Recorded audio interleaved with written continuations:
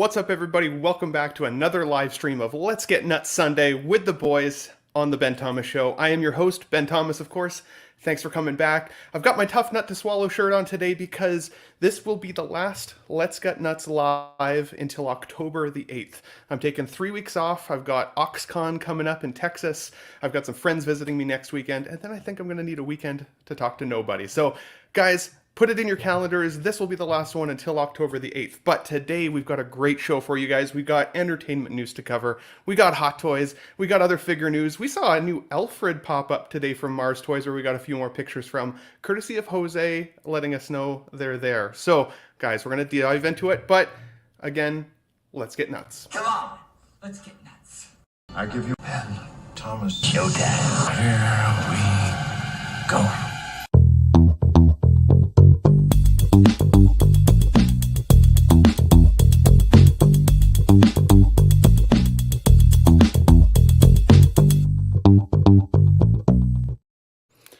So for the people watching football today too, I don't hold it against you. I know that toys are pretty exciting, but I know people are really amped about football. So if you're catching this on the replay today, thanks for tuning in after the fact. But I want to bring in my first guest because we've only seen him once or twice in past episodes. And of course, it's Jose G. Hernandez with a brand new microphone piloting on the episode. Thanks, buddy. Yep. How's it going? Good. How are you? Good. I'm glad we got it all sorted out. You sound crispy as hell, so Yeah. All right. That's Absolutely. what we needed. You look a little bit less like a pilot, though. I'm not gonna lie. The other headphones were making you look like a badass pilot. Oh yeah. Now Top you look Gun. like just a legit YouTuber. So I hate to see it. So Well, I'm converting little by little. that's awesome. And I see a little football in the background. I think. Yeah. there, right? I just gotta make sure I know what the Chargers are doing. That's it. Absolutely. But, Who's your team today? Who you going for? well, the Chargers are my For the team. Chargers. So Okay. yeah, the Chargers are my team. So. Got any Gotta money make down sure on that- any scores or anything? Like we're not gonna see you cry mid episode. Oh no. I mean, I play fantasy football, but Nice.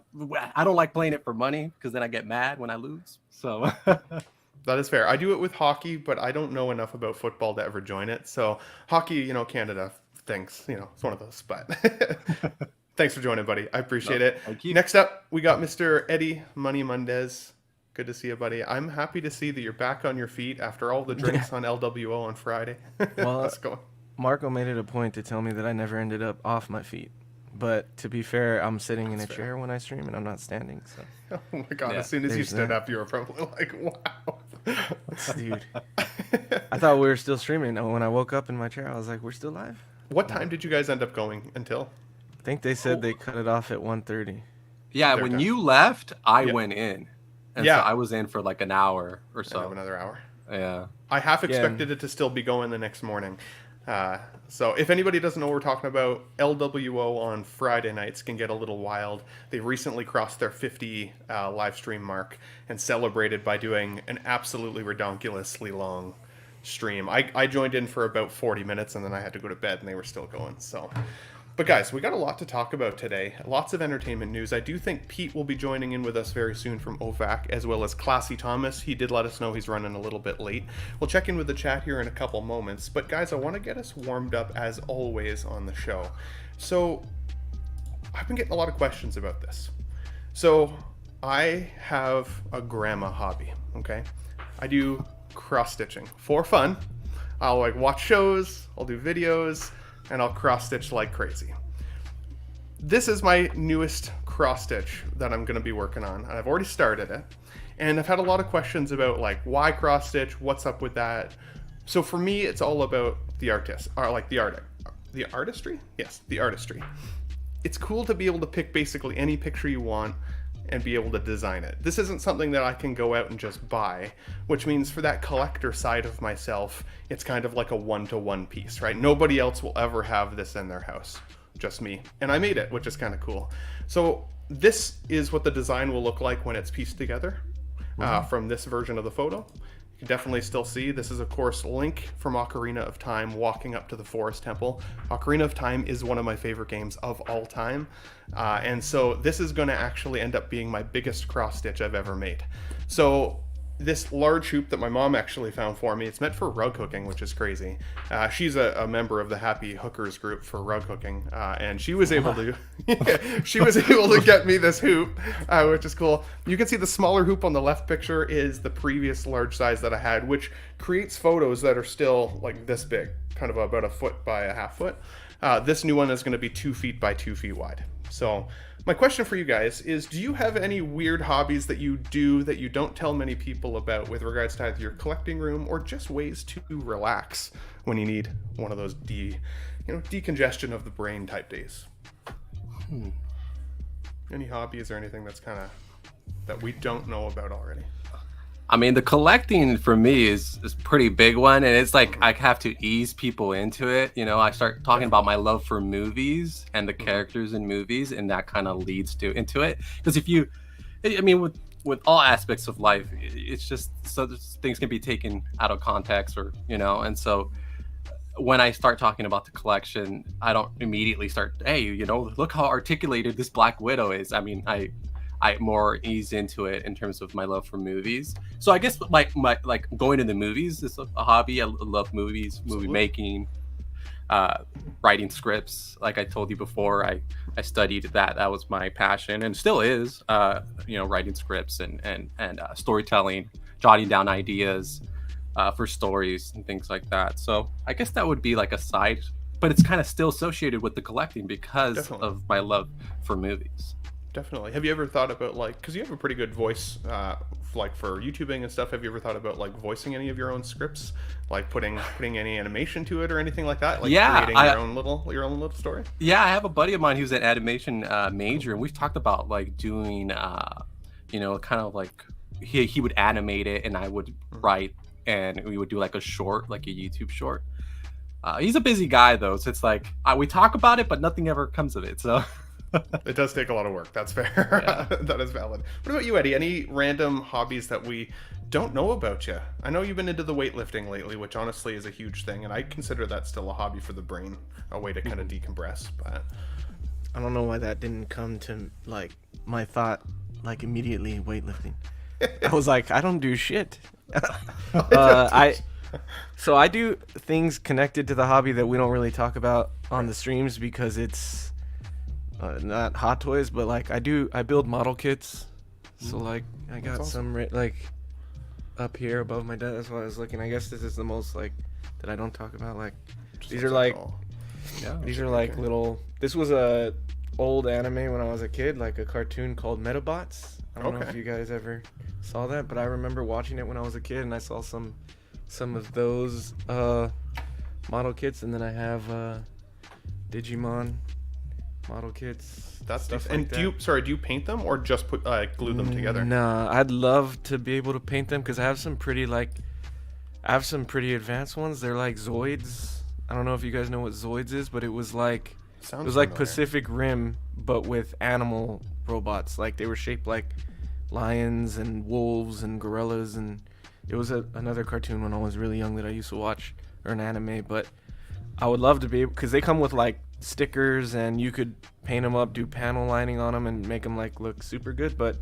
I'm not that like detailed with things, and I just need to learn how to figure out like an airbrush and everything. So I do that, and then the weightlifting obviously is probably my biggest hobby other than collecting. I watch videos all day of like, which is dumb, but I watch like weightlifting videos, strongman videos, powerlifting, like. Well, because you don't want to be doing it wrong too, right? Like especially with weightlifting, you put a lot of time investment into it. So if you're there and you're doing it wrong, you're wasting time. So that, and then the other big one that I don't really talk about that much is like smoking, barbecuing. Not your kind of smoking. Smoking meat. I smoke professionally, yes. Yeah. It's a whole different level, man. But I like to barbecue a lot, and it kind of sucks when I move back to this place that I'm in now, this apartment. I had to sell my smoker because they don't allow you to have like grills and stuff on the patio. So every once in a while I go grill steaks and stuff, but it's not as cool because it's not a smoker, and I can't let the meat sit there for hours and get all into it. But that, I watch a lot of videos on that. Like half of the shit I watch on YouTube is either barbecuing or weightlifting videos. Like that's all. Other than collecting, yeah. Interesting. I've never actually had meat out of a smoker before. Never tried it. dude, I had a you neighbor gotta- that I dude, wanted to hit well, up, but In 2 weeks, Couple 2 weeks. weekends from now, you're gonna have some might be an smoked meat in opportunity. Texas. So, and that's Heck like, yeah. that's Heck the yeah. point. If you're ever gonna try it for the first time, I think you should try it in Texas. So, dude, that's awesome. I'm very, very, very excited. We should do like a little bit of a quick live stream while we're there and say hi to everybody around the world. And I would say for the model side, I used to do model airplanes as a kid as well, which sick. was cool. I had them like suspended from my bedroom ceiling, and I had a Batmobile back in the day, like an '89 Batmobile kit that I. they actually have a, they have the Batman Forever Batmobile and the Batman and Robin. They're like those 1/72 scale cool. model kits. They have both of those. I haven't picked them up yet, but I want to. Good segue, Eddie, because sticking with Batman and DC, if you had to choose the red pill or the blue pill when looking at this slide, what would you choose with regards to the DC universe? I feel like instantly the red pill for me. It's like instant. Not even yeah.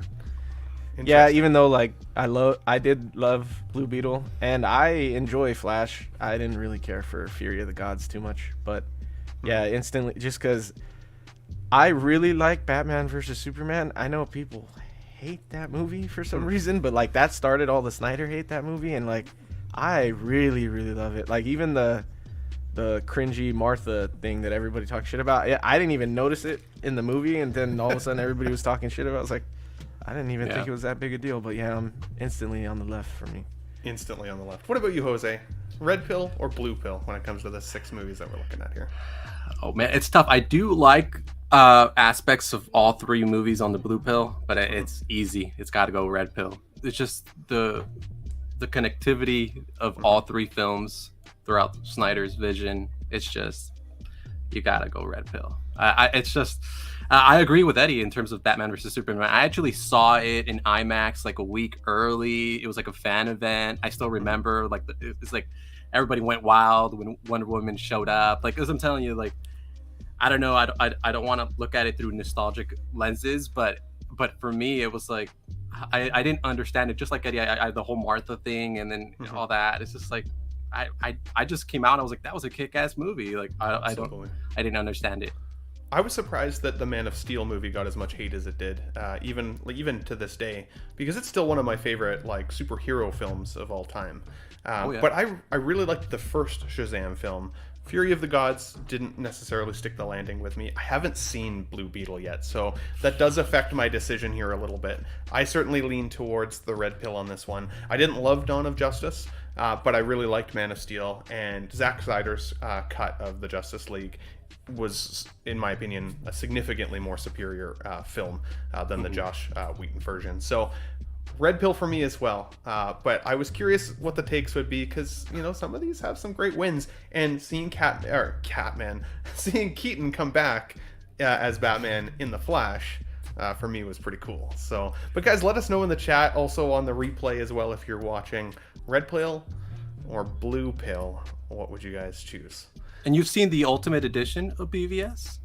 Yes, the extended version, where like you get a chance to see more of like the reporting going on, right, with Clark. That made a lot more sense, and like his developing feelings for Batman made a lot more sense. You could see like there was a transition in his anger towards him. It wasn't just like suddenly super angry, right? But I still didn't like it. Didn't change it for me that dramatically. Whereas the Zack Snyder cut for me was like significantly improved. It made me like Cyborg a lot more. It made me like the villains more. Like all of it. It made me like Flash more. A lot. Definitely the Flash. I love more. Flash in Snyder's version. Yeah, definitely the Flash more.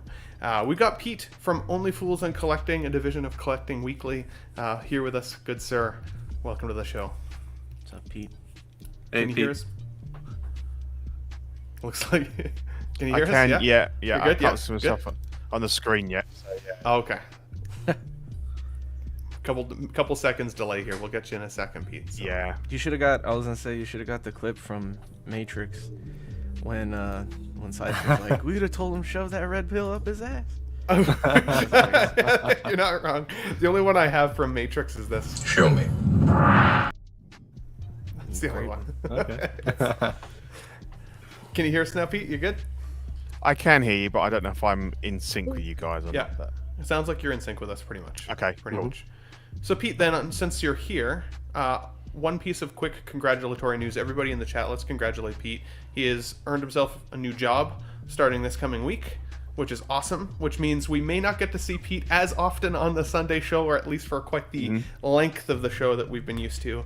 But congratulations on the new job, good sir. Thanks, appreciate that, Ben. congrats. Thanks a lot, mate. Yeah, thanks. Cheers, guys.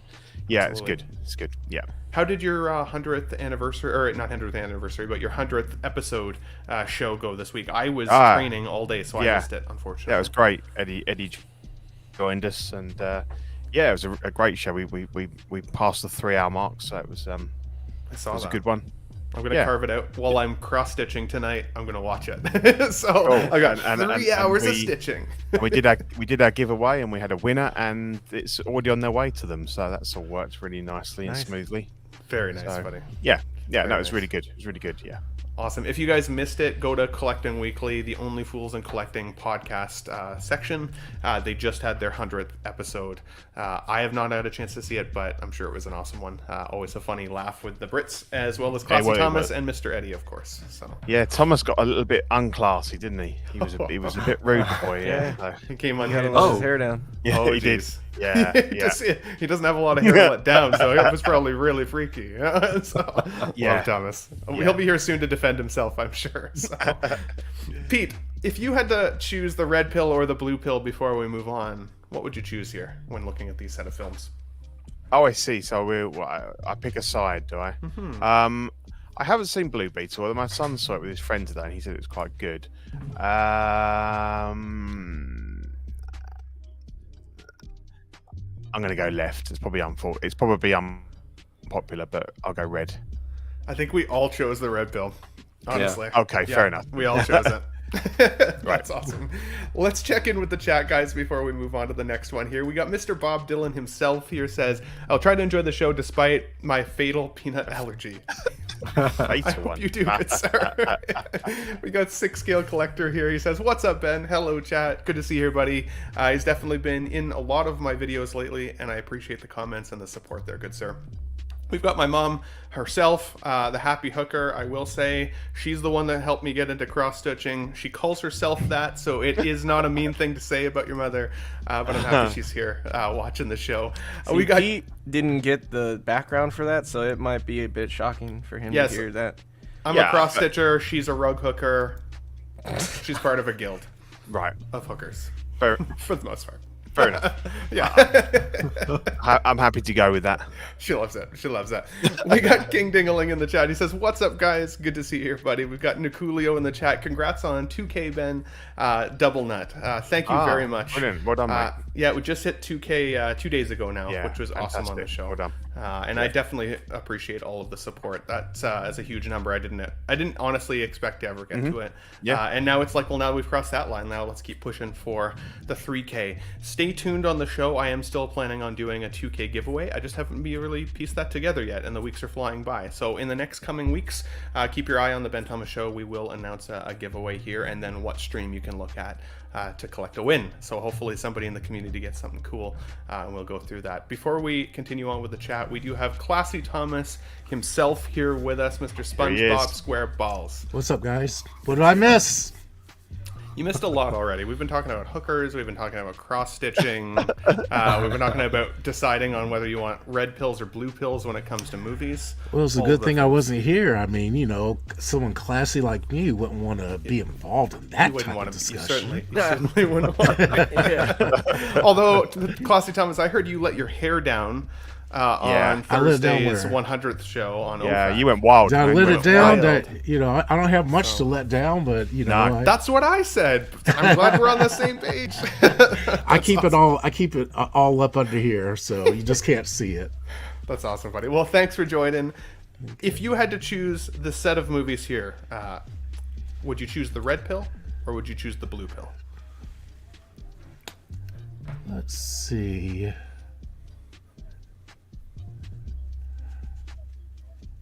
I gotta have like Jeopardy music, dude. I would probably take neither and just take my own pills to stay alive. Oh my god! Wow. Best answer of the panel. You'll have Yeah. to say it.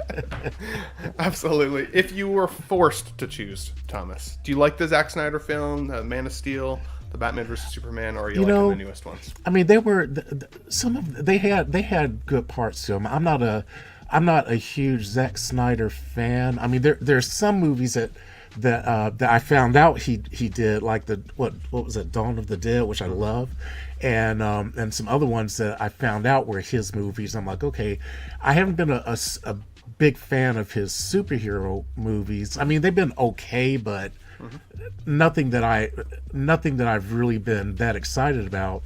But I probably would choose the blue pill. I think that I have Flash recorded because it's on HBO now, and I'm very interested in seeing Blue Beetle, and I think that Shazam is also streaming, so I'm probably would be more likely to lean towards them if since I'm going to watch them. But yeah, oopsie daisy, what's that? Okay, so I think I'd go blue pill. Blue pill. You were the only one that said blue pill of the entire panel. Oh, really? Way to I be like being Foxy. different. You love to see it. Yeah. We still have Yomo in the chat with the red pill, I believe, here as well. We've got Big Dog Pound 1 says, woo!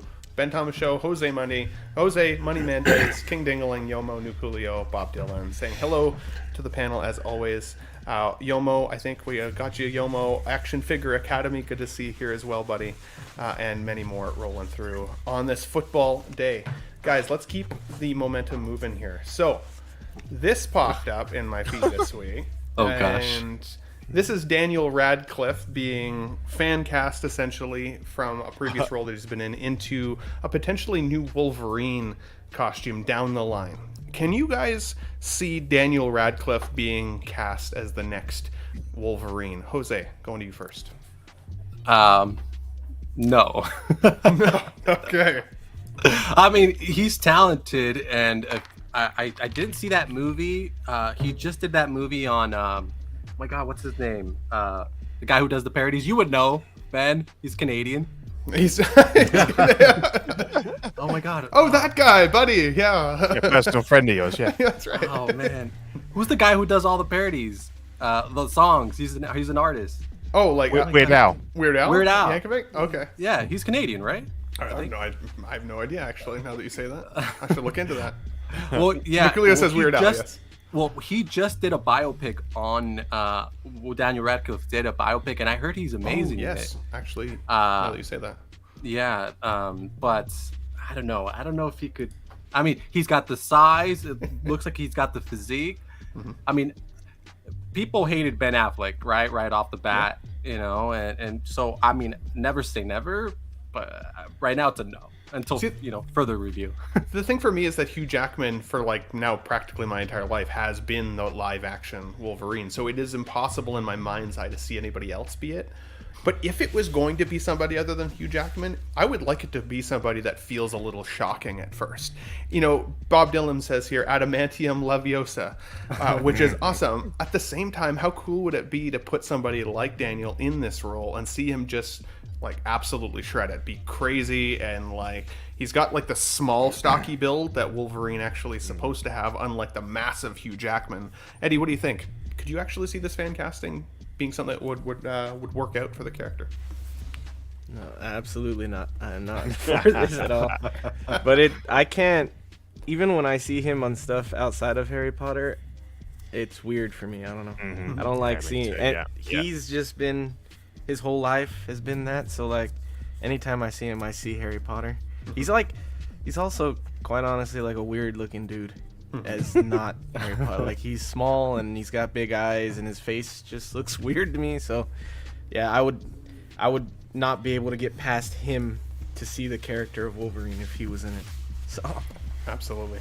What about you, Pete? If it was going to be Daniel Radcliffe or somebody else, is there somebody else you'd rather see as the next Wolverine, or do you think this could actually work? I just want to know where's this picture of him in his wife fronts? What's that? I'm not actually sure. That's I've not seen from that this. TV show, the current the season that just passed on that TV show that he does called man, what is that? It's on TBS.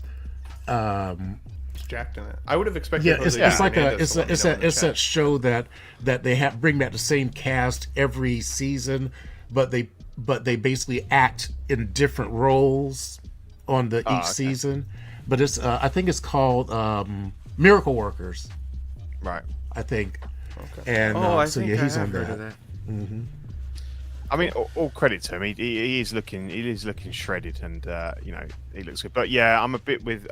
Unfortunately, apologies to Daniel Radcliffe, but I'm a bit like Eddie. I just can't disassociate him from Harry Potter, and you know, for me, I love the Harry Potter films, and I don't know that any of the the three main ones acted particularly well. Then they weren't very good actors, but obviously they've gone on to do other stuff and everything. I've not seen a lot of Daniel Radcliffe's sort of subsequent material, and I know he's done a lot of stuff on stage and everything. So it's difficult for me to comment on the fact that I don't really know. I've not seen him like acting, you know, recently, so I don't know whether he'd be able to capture that. And that doesn't look like, if you told me like the drawing or the mock-up on the right, it just doesn't look like him either. I could, it's only when you told me who it was. It doesn't. Yeah, I don't know. It's a bit weird. It's like he's got that Elijah Wood look, hasn't he, with the big eyes and Yeah. They look like very similar people, actually. When you I mean, somebody's mentioned Taron Egerton. Yeah, I suppose. Yeah, I don't know. It's one of those things, isn't it, where you become so used to one particular actor playing him, but obviously Hugh Jackman is too old for it now, and beyond doing you know, a lot of this deep fake de-aging stuff. this is the Taron Egerton yeah. guy. Yeah. What's he in? I don't How old recognize is- him at all. Kingsman. He did the Elton John movie. Yeah, Kingsman. Rocket Man. John. He's really good. He's really good. If as you an haven't actor, seen so- Kingsman, Ben, you gotta see. Gotta put it Kingsman. on my Yeah. list. Okay. Dude, Yeah, really good. I'd given the choice of the two, I'd go with him over Daniel Radcliffe. Absolutely, yeah. Cool. I wasn't familiar with this actor, honestly. So cool. What about you, Classy? Any thoughts on Daniel? Do you think he could do it, or would you rather see somebody else? I think he could do it. Well, all right, let me preface that. The only thing I would be concerned about is not his acting abilities, not his voice, and not his look, but it's his voice. His Wolverine needs to, when you think of Wolverine, he should have a more rough voice. Jackman did a great job of kind of playing, using that type of voice, and I don't know that Daniel Radcliffe has the ability to do that. Now he is buffed up, because now this is him now. He's more shredded now than when I saw him a few years ago when people were originally fan casting, and he had the look there also. So when I see him, I'm like, okay, you know, I could see you as Wolverine possibly.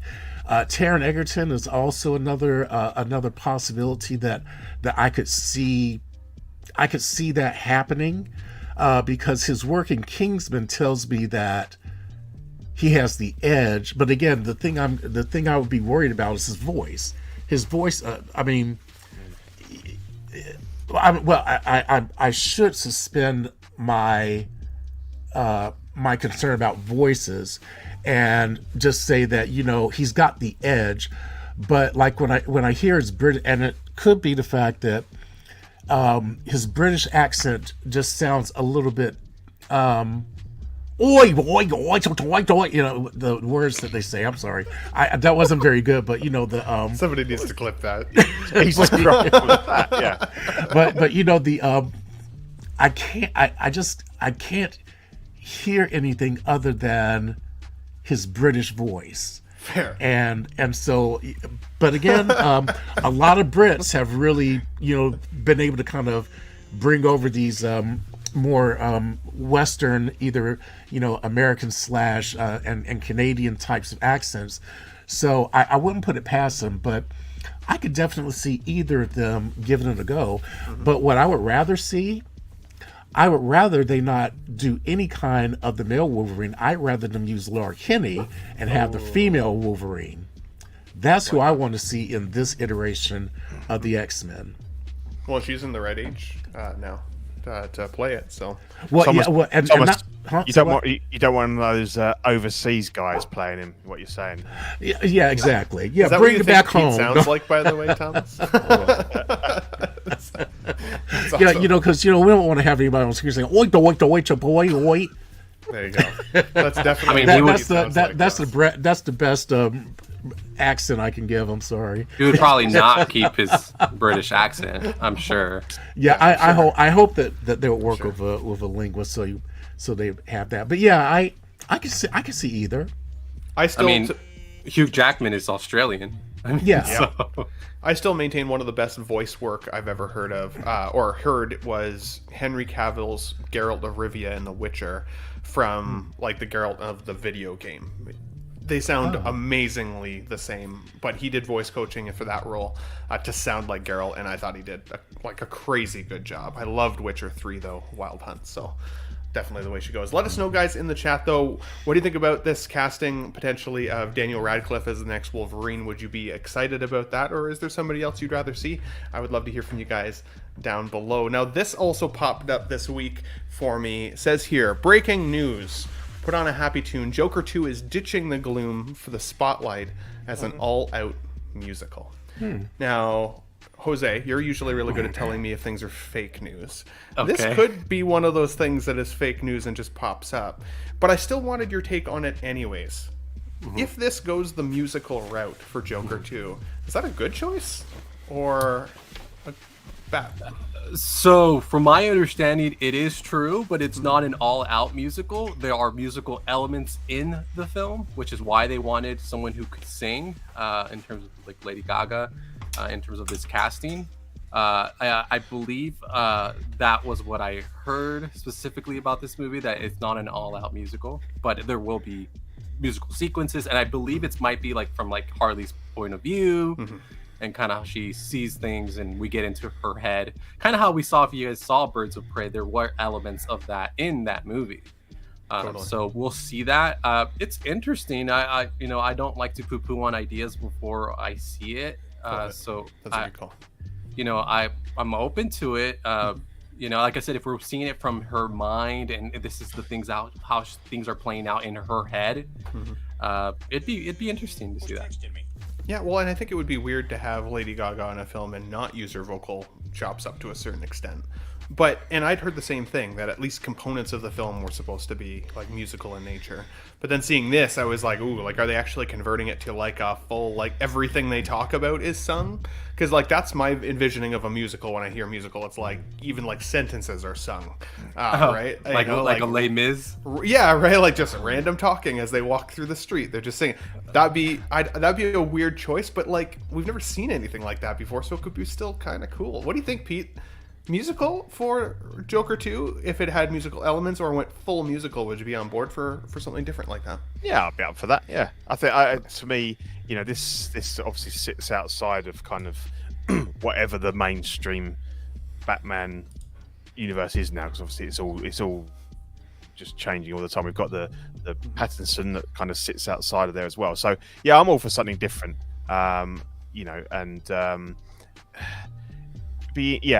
I suppose it'd probably be weird if it wasn't a full musical and they just had songs interspersed. I think if you're gonna do it, go all out. Absolutely. Yeah. Well, and Big Dog Pound 1 here makes a good point. He says, I'm intrigued by this movie, but I usually don't watch musicals, but I did watch Barbie, which was a great movie. And there were definitely some musical components to Barbie, which I thought were really enjoyable. One of the things I really enjoyed about Barbie was some of the really quiet moments, though. Some of the really like quiet and intellectual moments where there's not any music happening. It's like existential crisis unfolding in front of us. Did not expect that with that film. But I loved the first Joker film. Despite me not really feeling like Joaquin's Joker was really Joker, I still thought it set up a really cool universe and it was a really good film. So And I'm intrigued by Lady Gaga's face. I think she's got one of those faces that is interesting to look at. And as Harley, I think she could pull it off. Thomas or Eddie, do you guys have any other takes on this one before we move on to the next one?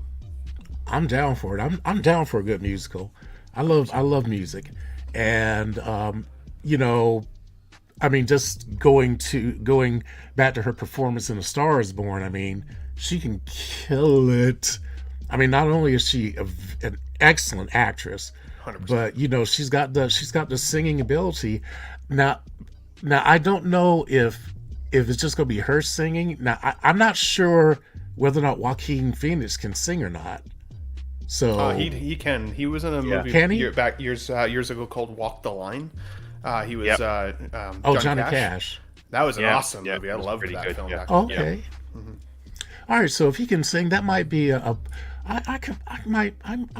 think I'd be down for them as a musical. It would definitely be different, and it would definitely get attention, and maybe Gaga would be able to finally be nominated for her first acting Oscar. Wouldn't that be interesting? 100%. Eddie, do you agree with 12-inch Moose Stream? Joker without Batman is so unnecessary. Why are we not? No, I don't really agree because I actually really liked the first one. So I thought it was great. So I don't think you need Batman for Joker to be good. I think Joker is a really well done character on his own. He doesn't need him, but I don't know how I feel about this. I don't like musicals. I think the only musical I've ever liked in my life is Grease. I love Grease, and I don't know if it's because I was a kid when I watched it, but I really love that. And other than that, like, I would never watch a musical. I'd probably kill myself first. So Oh my God! Keep talking, keep talking. yeah, I can't do it. And if they make it a full-on musical, it seems weird in the context of the first film to go to the second one and be that different, unless it's like still a weird, like, dark movie with the musical. Then it'd be kind of creepy, I guess. But It could be I pretty don't know. creepy. Yeah. Sweeney Todd. Hey, That there was you go. creepy. Yeah. Oh, and to confirm, Thomas, she was nominated for an Oscar 2019 for Star Is Born. Yeah, well, I thought she was just nominated for the music. She was nominated for Best actress actress. also. Oh, okay. I still haven't actually seen that movie, so that's one I gotta put on. You the gotta list, see I it. guess, It's at some really point. good. Maybe before this one, guys. Let us know in the chat below, or if you are watching this on replay, are you excited about Joker 2? Are you more excited that there's a possibility of it being more musical numbers? Are you less excited? And do you agree that at times a Joker film without Batman can feel a little weird, or do you think it's not necessary? It's still a good movie. I'd be curious to hear your full take on that down below. But Eddie, I want to stick with you on this next quick slide here. So we've got a slide up here with a couple of versions of actors from different films. And it says here, prime example of why second chances are important. We got a chance to see, of course, Ryan Reynolds in Green Lantern years ago. Now he's our Deadpool. We got a chance to see Chris Evans as the Human Torch. Now he's Captain America, and of course Michael B. Jordan in the Fantastic Four film, which kind of flopped at the time. I thought it was still a decent movie for its day, but of course he's now known as Killmonger in the Marvel MCU. What do you think, Eddie? Do you feel like if an actor is in a film, especially in a superhero role, that flops, that they deserve a second chance based on even these three examples, or do you have any others in mind that you think add to the example here? What do you think? I definitely think they deserve a second chance if they even want it. I feel like a lot of actors, when their superhero film flops, they don't really want to do it again. They're kind of like, I don't really like. Clooney was like, I don't want to be associated with Batman ever again. So, but personally, I love these movies, so I guess that's probably why you picked me first. I loved the Green Lantern, Ryan Reynolds Green Lantern. I like that movie a lot. And I think I could see the hate on that one, but I feel like Chris Evans killed Human Torch and Captain America. did. Like, maybe the Fantastic Four films weren't great. If people didn't like them, I don't think they were as bad as Green Lantern, but he killed the character in itself on his own great. And I love the cast for the Michael B. Jordan Fantastic Four film. I love all of those characters that they cast for those.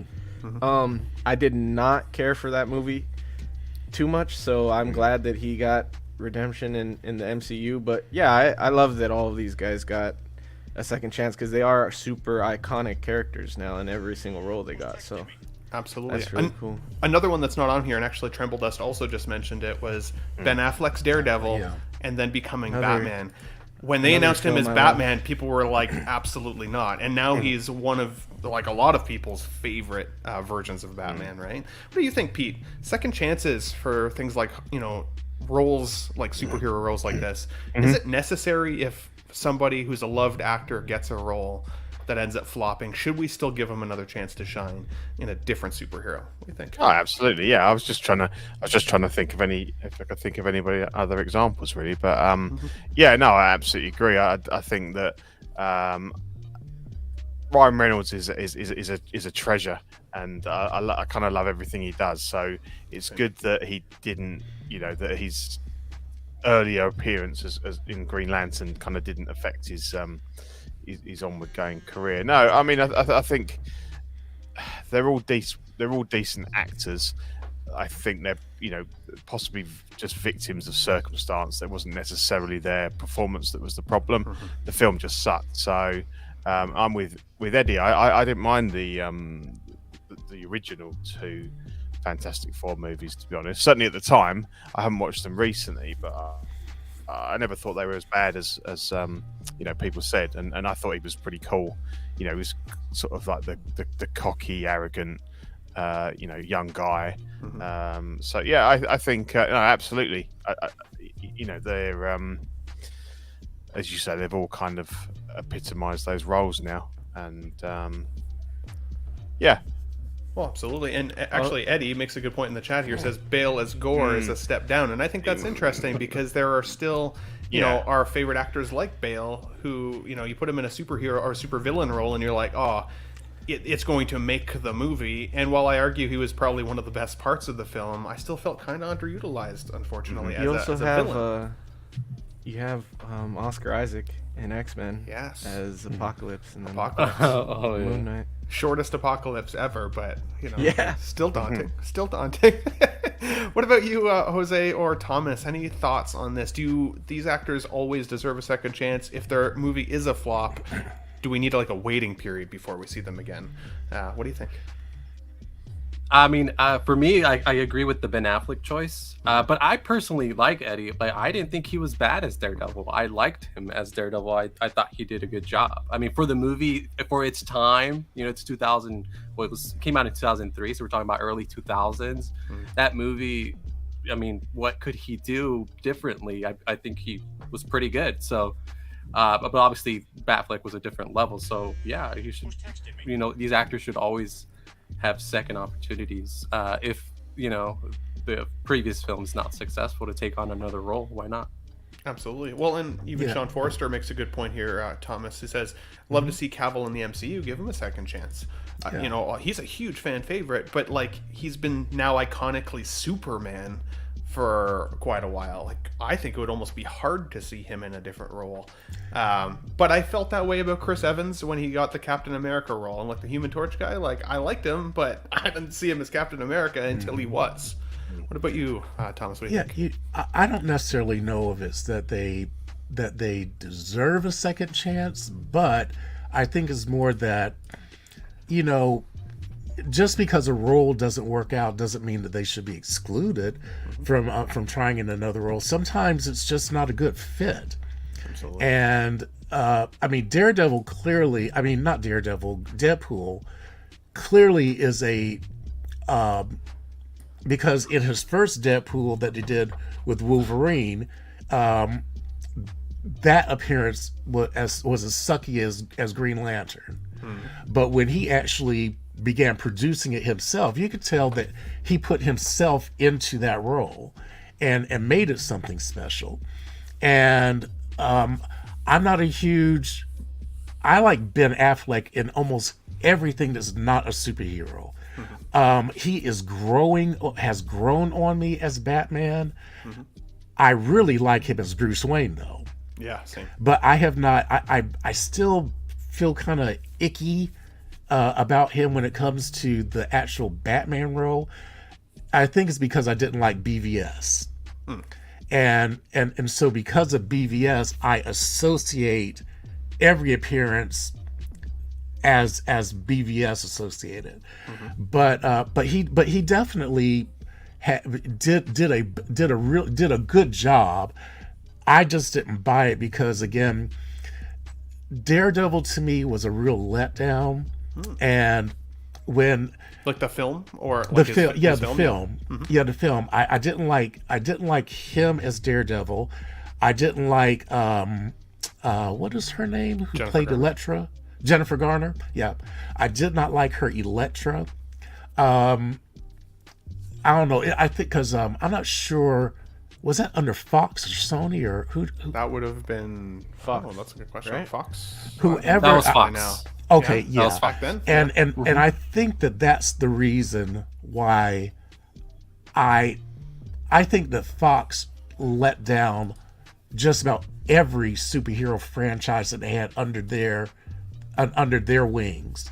And so it could have been that maybe it was just a poorly made film and he just had the misfortune of being cast. And then after, when they put Charlie Cox in there, now I'm kind of like, that's how Daredevil could be. So it's hard for me to really bite into it. But I also think that it's really good that they, if something doesn't work out, if there's another role that opens up, why not give an actor another chance? Sometimes sorry, Eddie, I didn't mean to come for your childhood, but You're breaking our heart. You're breaking my heart too right here, I'm Thomas. sorry. Yeah, I'm to hovering. do I'm hovering that. over the exit button here. But the question is, did I do it in a classy way? That's the only thing that counts. Did I do it classy? You did. And you know what? I still think you made good points. I will say though, Michael Clark Duncan's Kingpin was still an absolute badass, and I miss that actor a lot. He was amazing. I don't know if you ever even saw the film The Island, but I recommend The Island. He was in that as well. Great. And I film. loved him in Ewan Sin McGregor. City. Sin City, awesome. Yes. Green Mile. I mean, so many films he was great in. The Bullseye character as well, played by Colin Farrell. Another guy was pretty cool in that film as well. I liked Elektra in the Daredevil film. I just didn't like her standalone Elektra film. Very much. That wasn't so great. But even Pete, you said here, Halle Berry. Right, she got to play Storm, which I thought was a pretty iconic role for her. She had some corny lines, but at the same Her time, accent. as Catwoman, I didn't love her Catwoman. I'm not gonna lie. Yeah. And see, and Halle, the problem I had with Halle, I just think again that was just Fox not really caring after her properties. There is no way in the world that if you're a comic book fan, there's no way in the world you would ever see Halle Berry as an African woman, or having African parents and raised in Africa, after living in Africa and the Congo. I couldn't buy that, and that was the problem. The only problem I really had with her, I felt like they needed to be a little bit more true to the character. So I felt like she was miscast, and would have loved to have seen her in a different role. But you're right about Catwoman. That was agonizing. That was a rough movie.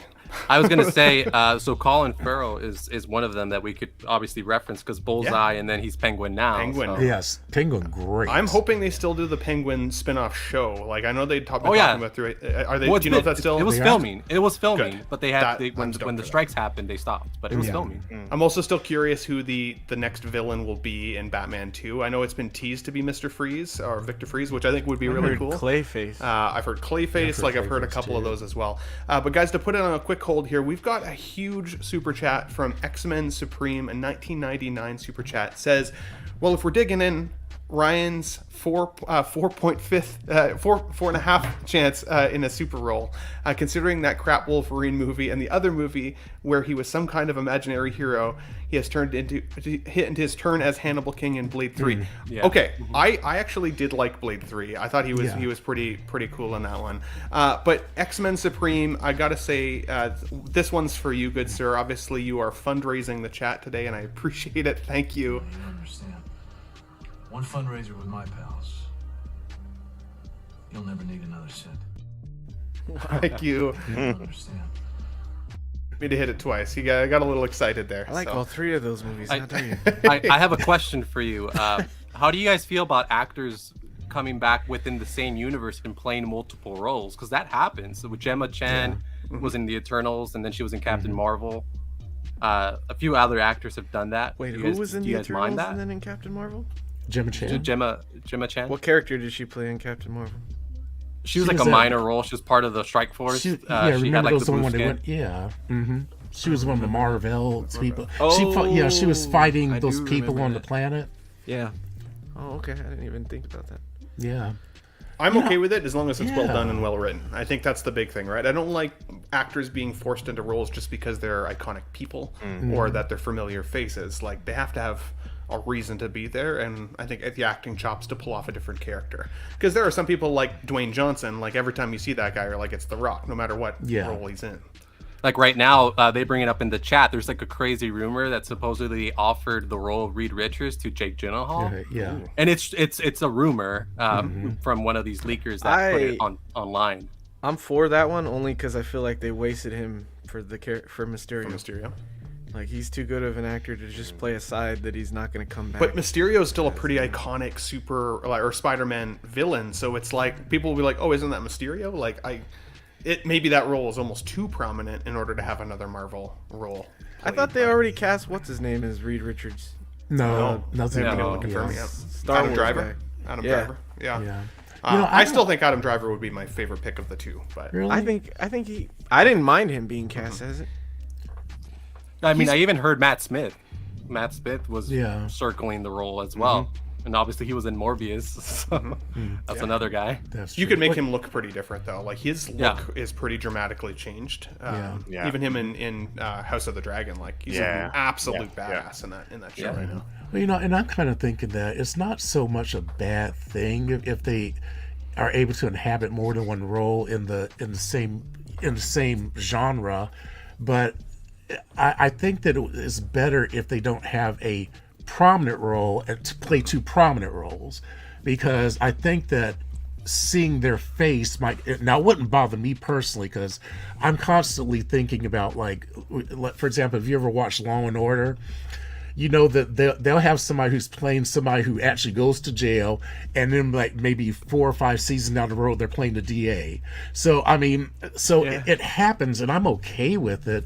But I think it's better if they're like, if someone is actually in a more minor role and it's not very prominent, then bringing them back in a major role is not very bad. But I would find it hard, for example, if for example Chris Evans played Johnny Storm in an MCU film and then went on to play Captain Marvel in an MCU film.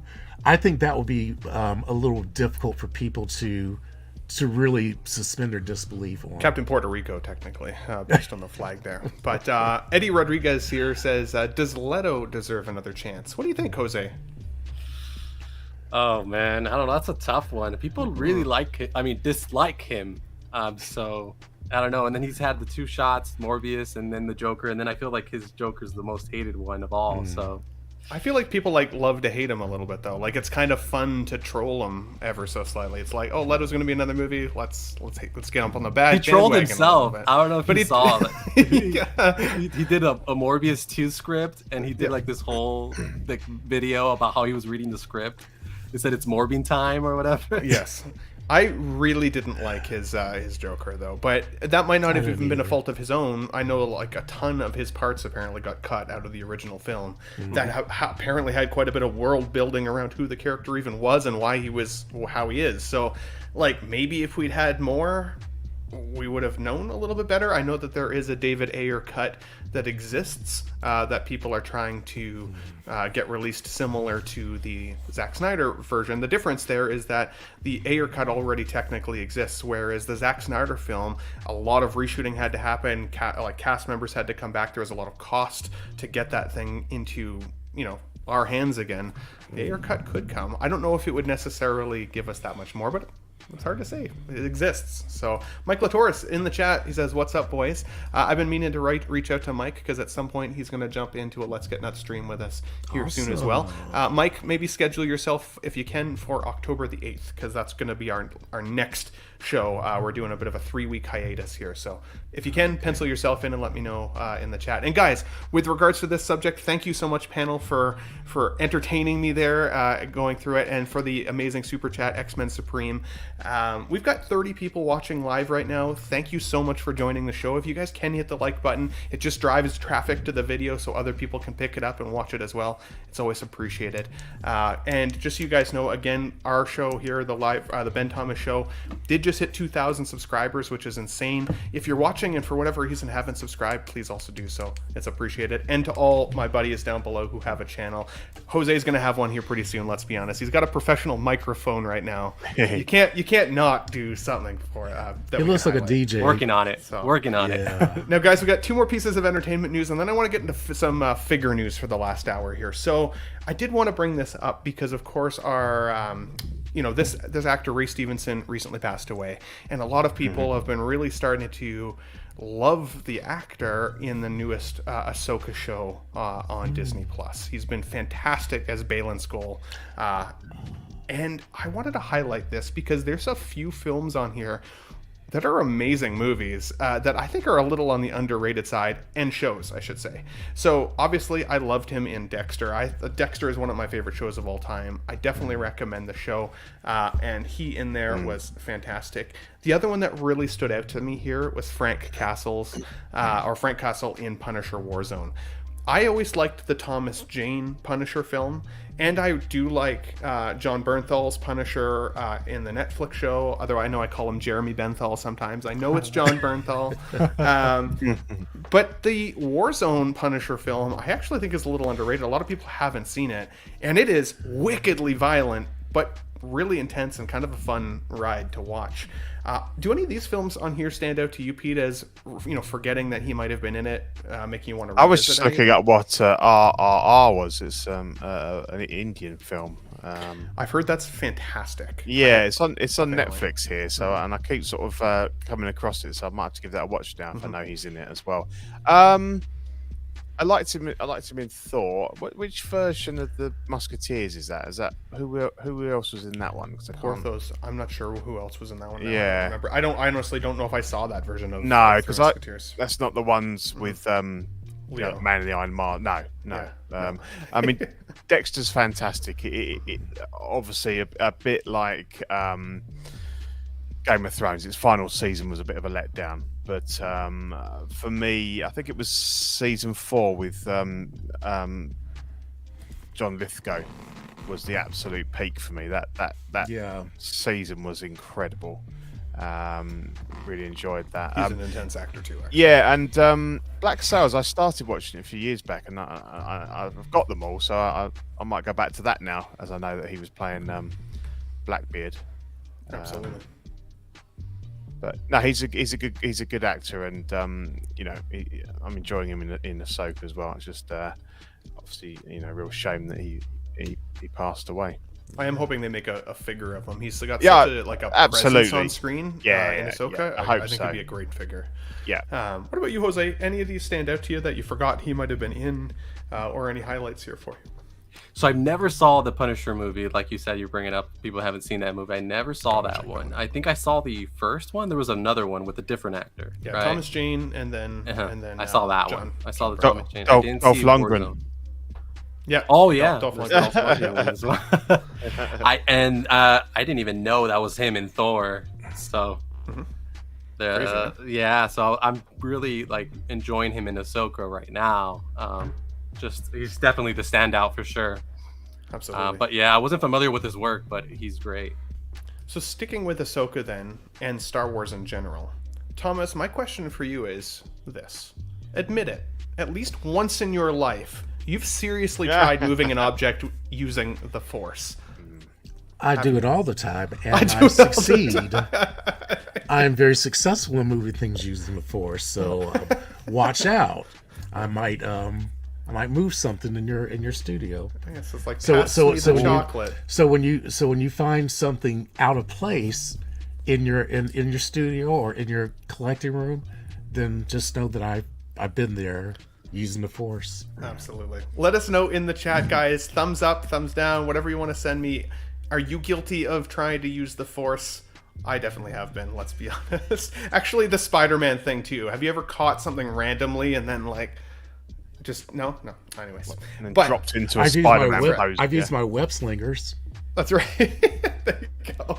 Eddie, sticking with Ahsoka and Star Wars, like I said, the last slide was a joke. But Anakin Skywalker is confirmed for Ahsoka Episode 5 as Disney announces a theatrical release. So my question for you, Eddie, is this. We've talked a lot about Star Wars Boba Fett, our Book of Boba Fett. We've talked about some of the other series. And we've talked a little bit about how some of those shows could have been condensed and would have made it for an excellent movie. Ahsoka has been doing fantastic. A lot of people are really loving the show at the moment.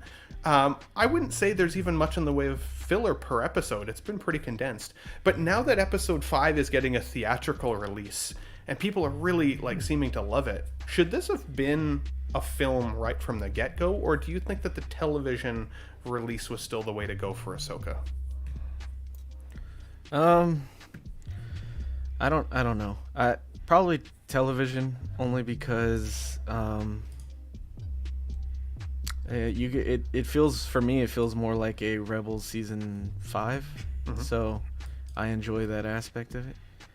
So I feel like this is a good I feel like they're gonna be able to tell more of a story, and I feel like this is also, I'm hoping that this continues on, like we get multiple seasons of Ahsoka, not just like a one and done. I don't know if Boba Fett was a one and done or whatever, but it seems like they can. It still feels like they're kind of drawing it out, because we're getting to the end, and I have a feeling we're not going to see Thrawn until the end. So if Thrawn is at the end, I would imagine we're going to get a whole nother series with Thrawn and whatever he's doing. So yeah, and once they finally show Ezra and everything, so I'm liking it as a show so far. It's keeping me intrigued, and Anakin was amazing. He looked great, which was cool, because I guess they said this was AI generated, like de-aging instead of like however they've done it in the past, because I thought it looked really good. I was like, oh shit, he looks good. Absolutely. Did they still use Hayden Christensen's face? Yeah, or is it that's some, how he looks really? right there in the is that post. That's how he looks. Oh, okay. I'll show you here. I got this one here as well. So this was him on the bottom from the newest episode. Oh, that's the AI. Very briefly. I didn't like the AI work, to be honest, on Anakin. I thought it took me out of it just a little bit. Now I understand. Obviously, I think most people know he was in the episode now. If you haven't watched the episode, the next couple minutes here, we're going to likely talk some spoilers here. So just mute maybe for, until we change slides into the next figure release. So spoiler warning from this point forward. I think with Anakin being back in the episode here, I understand that they're kind of in the world between worlds right now. But I still thought it was a weird choice to make him so CGI when the actor still is alive. It felt... I get the character has passed away at this point and is more of like a ghost version of himself, but I think they could have made it look more real considering the actor still actually is alive. I don't know, it felt very airbrushed. I've used Instagram filters on myself before. This feels like a very heavily edited Instagram filter over the man's face. Jose, do you have any interest in seeing episode 5 in theater? And what were your thoughts seeing Anakin again in Ahsoka? I mean, I definitely wanted to, but that, especially for us here in SoCal, there was only the LA location, and that sold out in minutes. Like, no seats available right off the bat with that screening. So I didn't get a chance to go see it, but it's cool. I'll watch it at home, at my own pace. I can pause it when I have to. So, but yeah, I'm excited about it. I mean, I'm a prequels guy. Me and Eddie are about the same age, so we grew up with this stuff. So I'm excited. I mean, I kind of see what you mean about the Instagram filter, but I mean, he was in it for like a brief second, you know what I mean? So it's like, we'll see if he's going to be such a big part of episode 5. I'm interested to see how it goes long term with the episode, because they worked on Luke, remember, for Mando, the season finale. It looked a little wonky, and then it went in Book of Boba Fett. That was a little bit better. So maybe. I think I'm a little spoiled though, because after seeing Luke Skywalker in the recent time we saw him. So that would have been Mando season 3. He looked so good in that series. Like, it actually brought a tear to my eye with the deep face technology. This to me looks like filter. So don't love it. I wonder if Hayden Christensen, did he get paid for his AI appearance? Oh, I'm sure. Well, he's on set. He's there. Oh, he was there? Oh, okay. Yeah, he was on set. Absolutely. Sean Forrester here says, I think they should have skipped the de-aging of Anakin. I could get over an older look of the actor. Same. That's what I mean. Like, to me, this felt like when we saw Princess Leia after the actress had passed away, and it was like they wanted her in there, but it felt off-putting. I don't know. I personally didn't love it. However, I loved the episode. I did think it was a fantastic episode. I think it would have felt weirder if he was old with that look, because my problem with his appearance in Obi-Wan was that he looks like Attack of the Clones Anakin, but his face is all wrinkled up, and I was like, yeah, the makeup wasn't enough so that was aging out of it as well. Does he look that old? His face looks different. He's got wrinkles. Like, he looks different than he would as Anakin. Absolutely. At least to me, I feel like he didn't age that great. I wonder how old is he? I guess he might be in his mid to late 40s or so. He's got it. Well, he's about 10 years older than me, so yeah, somewhere in there. So we did lose Pete. Pete ended up he's got to go to bed. He's got his new job starting tomorrow. We didn't get a chance to say goodbye to him, but make sure, if you guys haven't already, you check out his streams over on Collecting Weekly under the podcast section there. It's called Only Fools in Collecting, or OFAC. Pete and Ian over there just had their 100th episode this past Thursday. I was saying early at the beginning of the show, Thomas, I haven't seen the episode yet. That's going to be my cross-stitching watch tonight, which I'm excited for because I want to see you let your hair down, especially. But if you missed that episode, go check that out as well. Support the guys at Collecting Weekly and OFAC. Those boys are awesome. So whose phone is that, by the way? Who is texting you? That is mine. Thomas, me turn it I am off. going to, Let me mute myself. You're sliding back to just sorry. Thomas. You're sliding back to regular Thomas. I'm sorry. I didn't know that you could actually hear that. I don't want to mute you, Thomas. I covered it up and tried to muffle it. So let me mute myself, take care of the phone, and I'll be right back. Oh, good. I'm sorry, chat. You just had to see me give one of my panelists shit. It's not very fun when you have to yell at your panelists. You know what I'm saying? But guys, we got some figure news to jump into. It's too bad Pete had to go. But I'll use some of my friends here in our live stream as well as the panel. I know you guys aren't huge Star Trek people. I get it. I'm a huge Star Trek fan myself, though. And Exo6 has had quite a few figure previews this year. But there's about 3 slots here that they have stroked out and are not showing quite yet. A few on here that I'm really excited to see. Definitely Quark the Ferengi.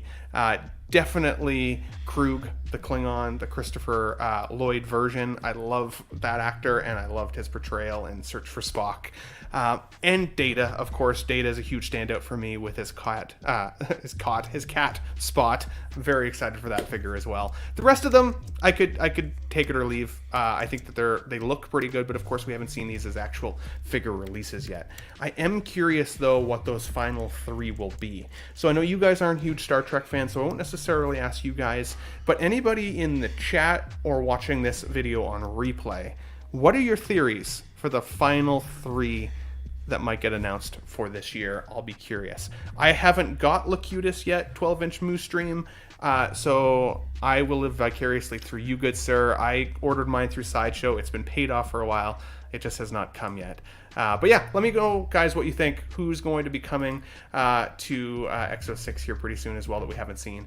Collector Joey in the chat, he says, hello, good friends. Good to see you, buddy. If you guys haven't already, go check out Collector Joey's YouTube channel after the stream as well. I made the mistake last week of saying that he was at 5 to 7K. Apparently, he's not quite at 5 yet. So let's get him to 5, then we'll get him on the road to 7, and we'll go from there. But this popped up today, and shout out to Jose G. Hernandez for letting me know, because this almost didn't make it on the show sheet today. We are looking at Alfred from, let's be honest, either Batman 89 or it could also be Batman Forever, depending on who's your Batman.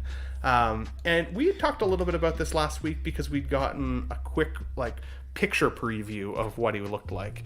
Now, I know it was João Breda that put this in my mind's eye that this looks a little bit like Queel. from Star Wars if he was a human. I see it a little bit less actually now though in these photos in particular, and I gotta say some of the accessories this guy comes with, the food alone, the salt shakers, the apron, like I'm loving all of it. But Eddie made a good point in our private chat earlier that I had some time to navigate in my head. He mentioned he's not sure if he needs this one. So Eddie, let's go to you first. What do you think of Alfred here, and why would you say such a thing in our chat? I think it looks phenomenal. It looks like a great likeness to him, and obviously it's very nostalgic for me because he is Alfred. I've liked most of the Alfreds though, but he was my original Alfred, and he has a very it's not spoilers I guess because he passes away in I don't know if it's at the end of Forever or in Batman and Robin, but he's passed away in Batman and Robin. He's still in it. I think he has some. It was the video Clooney screen version. time. Yeah, it was Clooney that watched him die, right? So yeah. So I love those movies and I love him. And actually, but for me, did he die? Sorry to interrupt you. Because he got the antidote. He did not Free his antidote. Oh, he didn't die. Freeze. He was They sick. saved him. They saved him at the he last was minute. sick. Yeah, You're right. Good catch. You're right. Anyway, for me, if I got the figure, he'd just stand there on the shelf. Like I don't even know if I'd want him next to Val Kilmer or my Robin because they're all suited up and ready to go. So I'd probably take some pictures like as if they were in the Batcave or something. But for me, it would just stand there. And I think if you have a Batcave diode display or something, and you have him standing in there, He's that got would be onion rings. amazing. What is that big fucking thing next to the onion rings? That's a cheeseburger. No, the other thing. Cheeseburger. Oh, maybe that's I think that's a heart roll. I think that's like a sesame seed roll or something. I don't know what the fuck that is, but anyway, Maybe that's a scone or something. I don't know. For me, just with the times that we're in now, where things are going up in price and we're buying more and more. To me, it feels like when this went up for pre-order, I couldn't click the pre-order too soon because I was kind of second guessing. Like, I feel like I could allocate these funds somewhere to like a more significant character or something for my collection. So that's You could how have I him felt. You could have him bringing a cheeseburger to anybody in your display though, and it'd be like, that's kind of awesome. That's kind of awesome. Like even Yeah. Deadpool, he pairs with anybody. If you were bringing Deadpool a cheeseburger, I could even see that. We did get another super chat from X-Men Supreme, $1.99. Thank you for the generosity today, good sir. I definitely appreciate it. He says, I want the long hair Sabine on my shelf with her bike.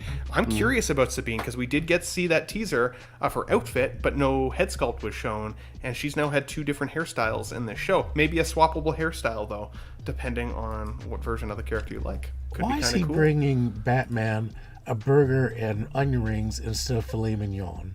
Not filet mignon. What about chowder soup? Remember, because he's like, oh, it's cold and it's supposed to be cold. So.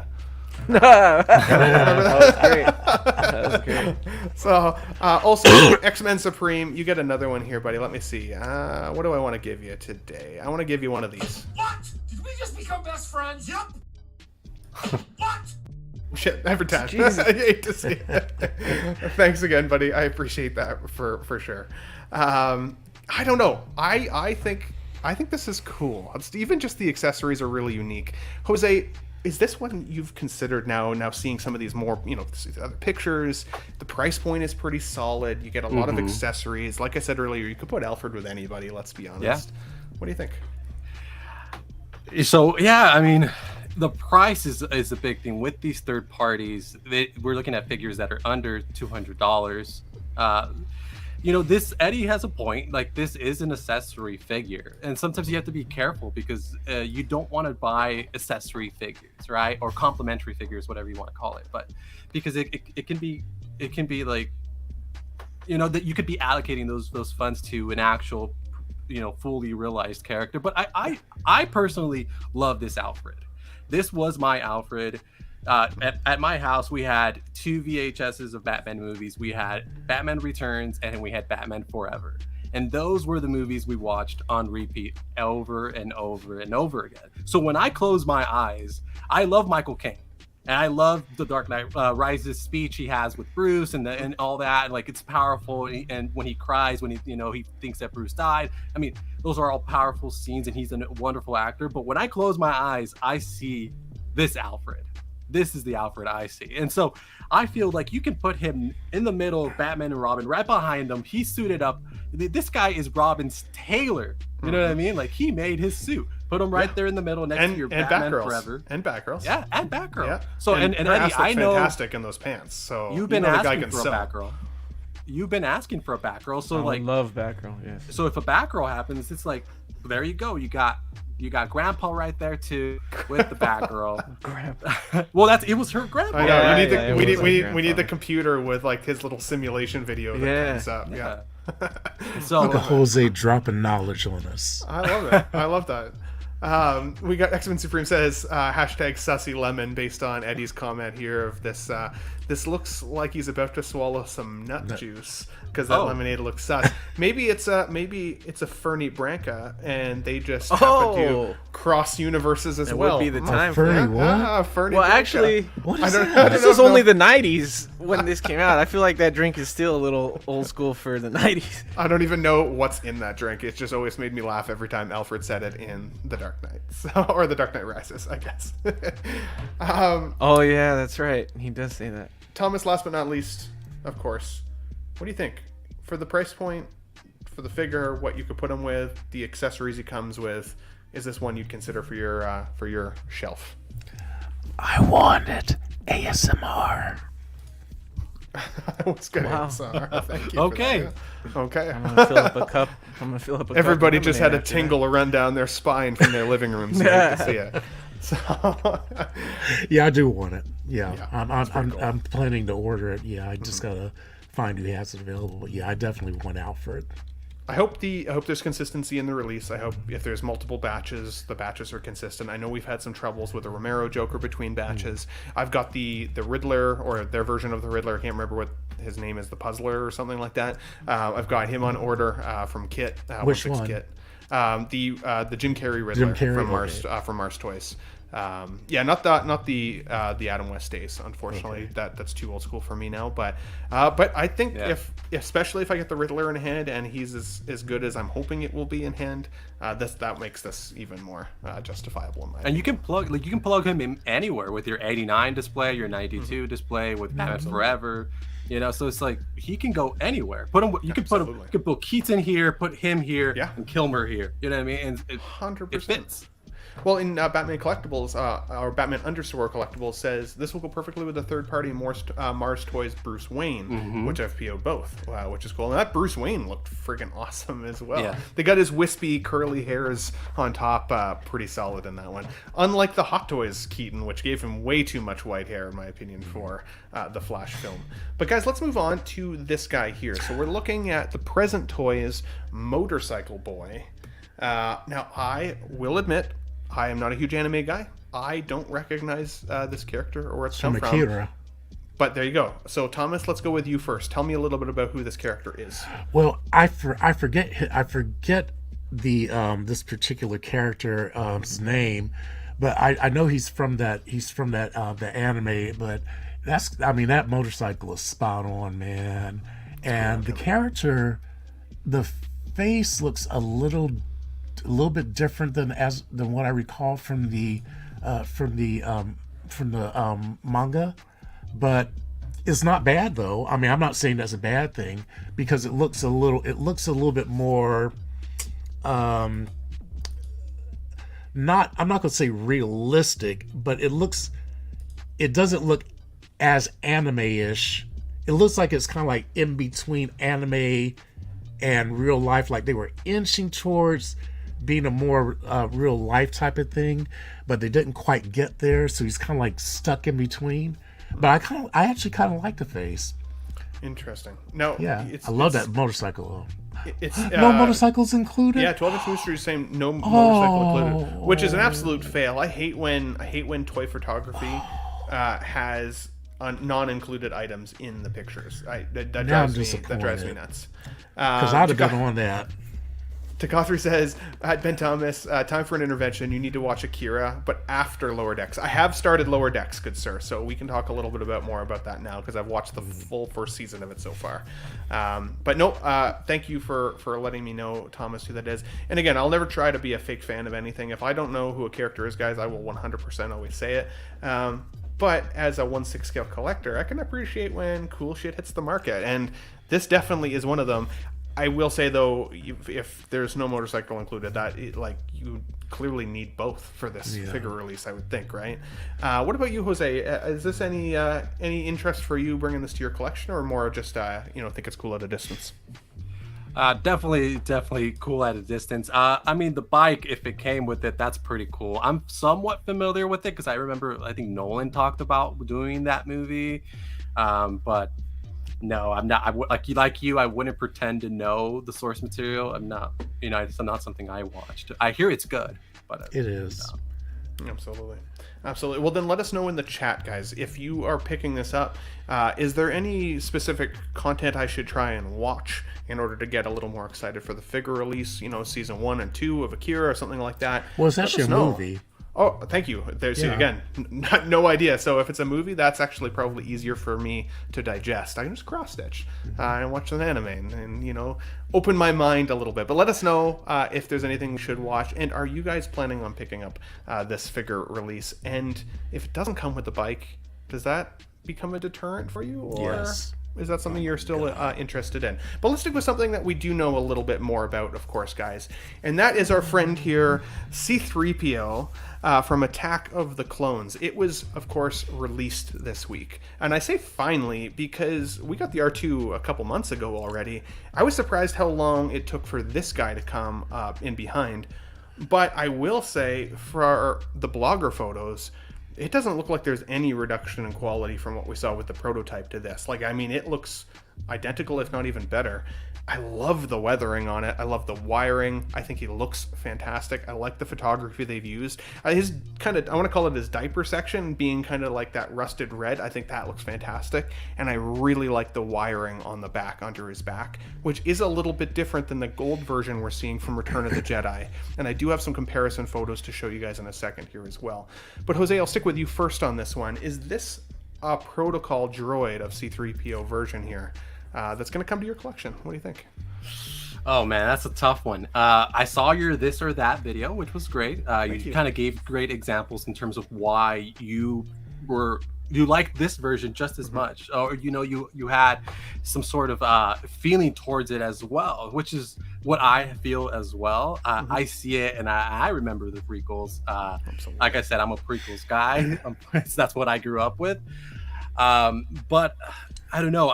I am leaning towards the traditional because that's the more recognizable. But this is so cool. The weathered look. I don't know. It's tough. It's tough to pick. Like if I had all, we always say that, right? If we had all the funds in the world, we'd get everything, right? But this one, I don't have it on order. So for now, it's a pass. But I don't know. Maybe. It's hard, right? Because this was one I chose to pass on at first. And then that fear of missing out feeling that we all get as collectors, especially when you see something's released, people start getting it in hand and you're seeing it in their displays. And it's like, man, I want to see 3PO now. But I've wanted to see 3PO for a long ass time. I saw the Sideshow version at one point there in my local comic book store. And even it's not terrible. It doesn't look nearly as good as, these diecast ones that we're seeing now. But I liked that you got the Geonosis Battle Droid head with this version as well, which is, again, different from the Return of the Jedi version we'll look at next. But Eddie, what do you think? When it comes to C-3PO here, keep in mind, there are multiple different protocol droids throughout the Star Wars universe. And now that we've got these molds, we might see other versions. Are you excited about potentially trying to get this one in your collection? Or when you close your eyes, what's your iconic C-3PO? Yeah, I'm excited. I have this on pre-order, so I think it's hard to say what's the iconic one, because it is the shiny one, probably, but then this is the iconic one from the prequels for me, so it's hard to say which one you should get. I think I'm getting this because I feel like it'll stand out. I feel like more people will have the shiny one, and in my collection I'll have this one. And I feel like that's cooler to me. So I'm going with this one. But also I have like everything from Attack of the Clones on pre-order. I missed R2D2 because it went on waitlist, so I don't have that, which sucks because I'm gonna need to get that one or backtrack or however. But yeah, I'm excited for this. I think it's really cool. And amazing scene from this movie. Like, I love when he has his head on the droid. It's funny. Well, and I'm thinking of at least 4 different versions of C-3PO I can think of, right? Like you can, or like the protocol droid where Yeah, he's like stripped the down, he's got one. the naked one, he's got no armor plating at all. I can think of obviously a New Hope version of C-3PO. That gold version's a little different than what we're seeing with the Return of the Jedi version. We've seen this one. Then there were white protocol droids in the background of scenes, silver ones. Like there's a lot. You could have literally a Revenge of protocol the droid Sith display. is even different too. Revenge of the He Sith gets is freshly painted in Revenge of the Sith. That's right. So it would be even more shiny if you got that one. But I am loving the look of this one, and I don't think anybody's going to be disappointed when we take a look at the comparison between the Return of the Jedi version and the Attack of the Clones version here.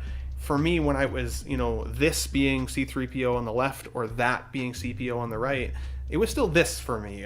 When I close my eyes and think of Luke Skywalker, for example, I think of Farm Boy Luke.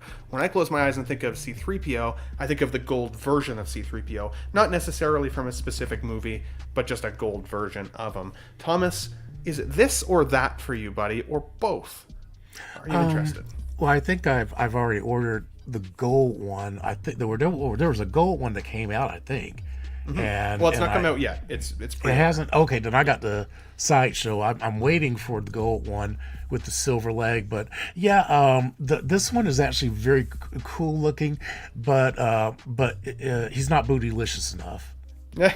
yeah. Yeah, This he's is very flat. This doesn't look bootylicious enough for you here. No, he's not bootylicious. He I needs captured to these have shots specifically for you, Thomas. just He so needs you a little can more comment. junk in the trunk. Okay. Yeah, I hate to so, see it. Yeah.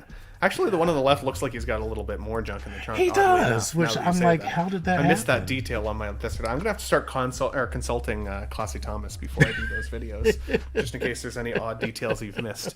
I don't know. I think they're both cool. I think that there's room in the collection for both. There's a lot of times where having multiple characters doesn't make sense to me. I posed the question a week ago, is there too many Boba Fetts? Because, we even saw just from Book of Boba Fett to now how many repaints we've seen of that basically same figure. That seems a little crazy unless Boba Fett is your absolute favorite character. C-3PO versions or protocol droid versions are different enough. I could see the justification. Yeah. So I mean, people collect all those different Iron Man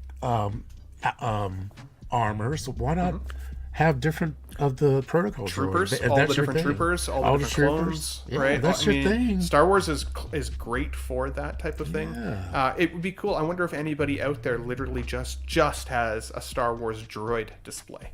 None of the main cast, none of the characters, just the droids. That could be a cool display, especially with those packs. But guys, let us know in the chat, this or that, this being the gold version, that being the Attack of the Clones version. Are you getting one or both? Or neither? Let me know. I'd love to hear from you guys. And if you missed it, we did do a deeper dive on the Ben Thomas Show last couple days for this or that video if you want my full deep dive on the character.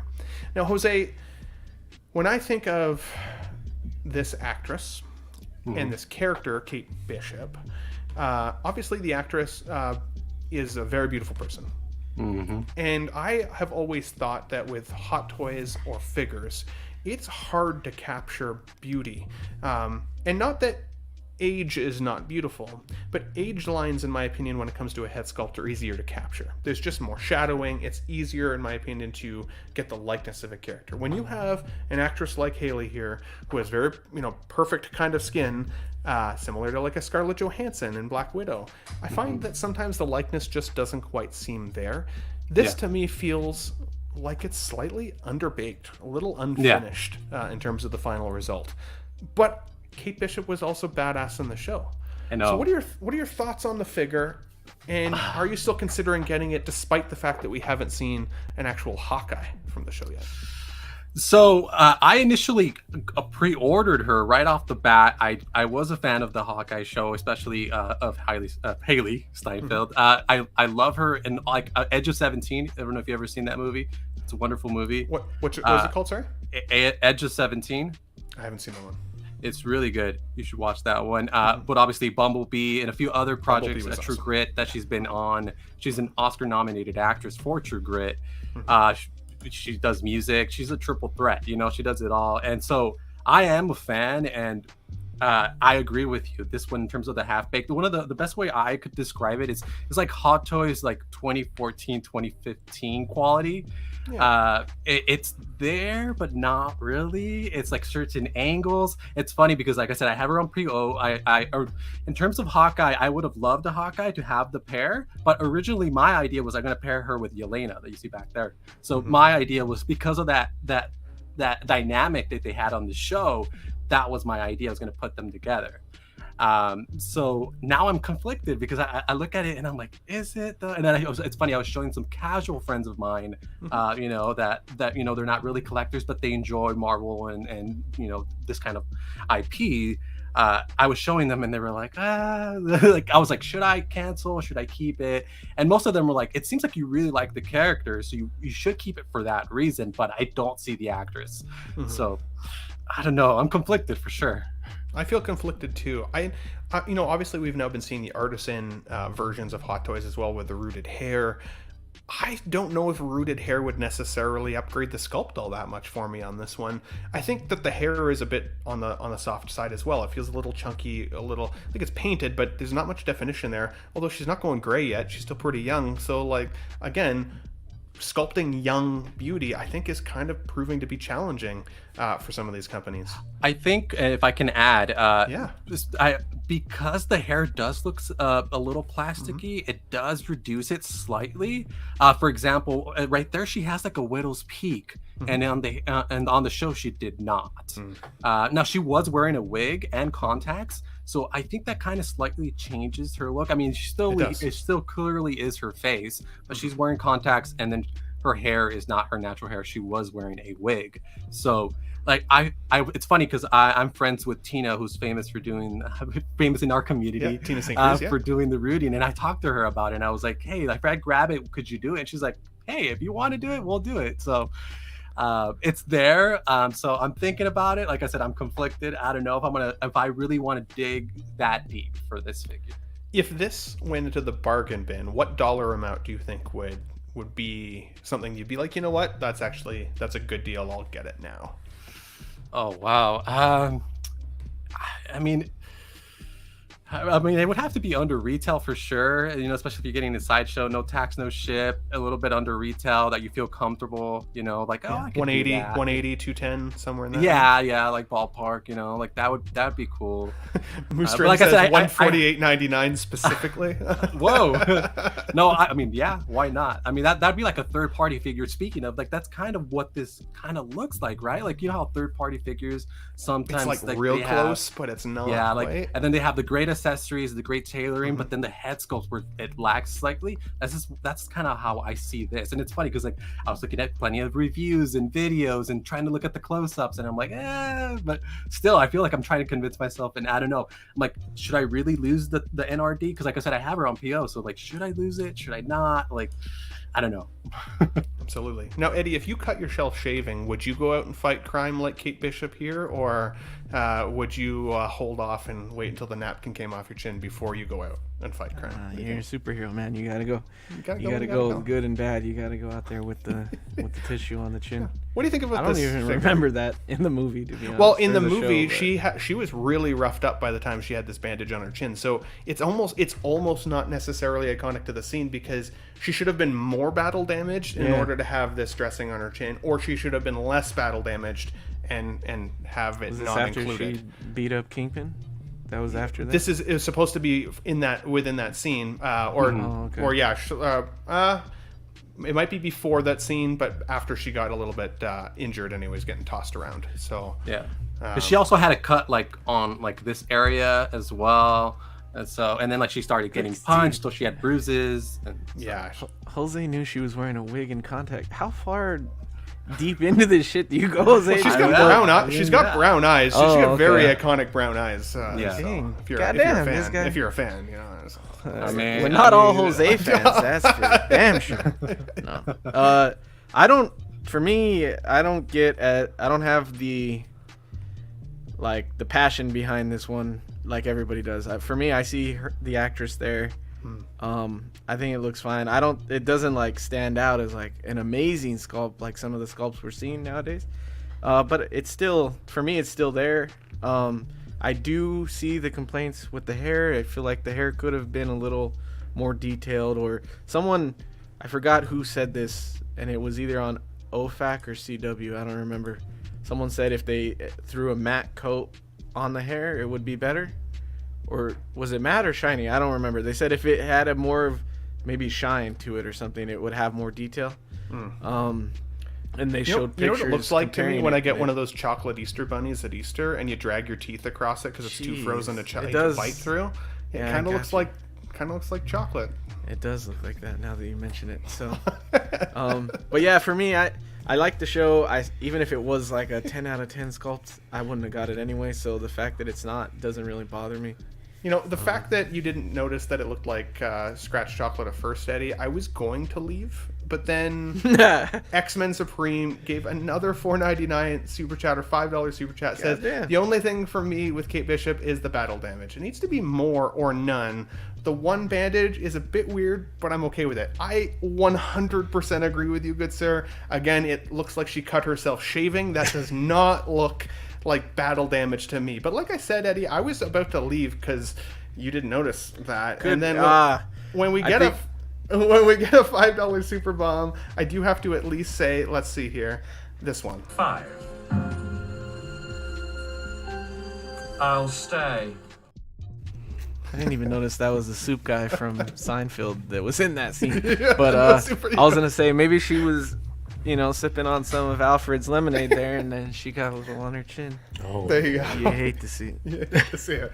Thomas, last but certainly not least, good sir, if this hits the bargain bin, is this the one that you would consider putting in your collection? I know you like unique figures for your collection, and her bow and arrow and arm drawstring and all the things is pretty cool. I have her on pre-order, so I'm still getting her, and now I would not mind a discount, but for example, you were talking about the beauty.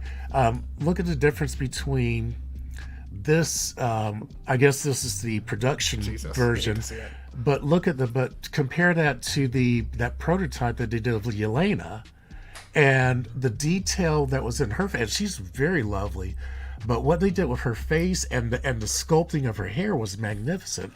I don't know why they couldn't have recreated this with Kate, because that the bangs really bother me, and I know that Hot Toys can do better hair because I just got my TVA Loki in.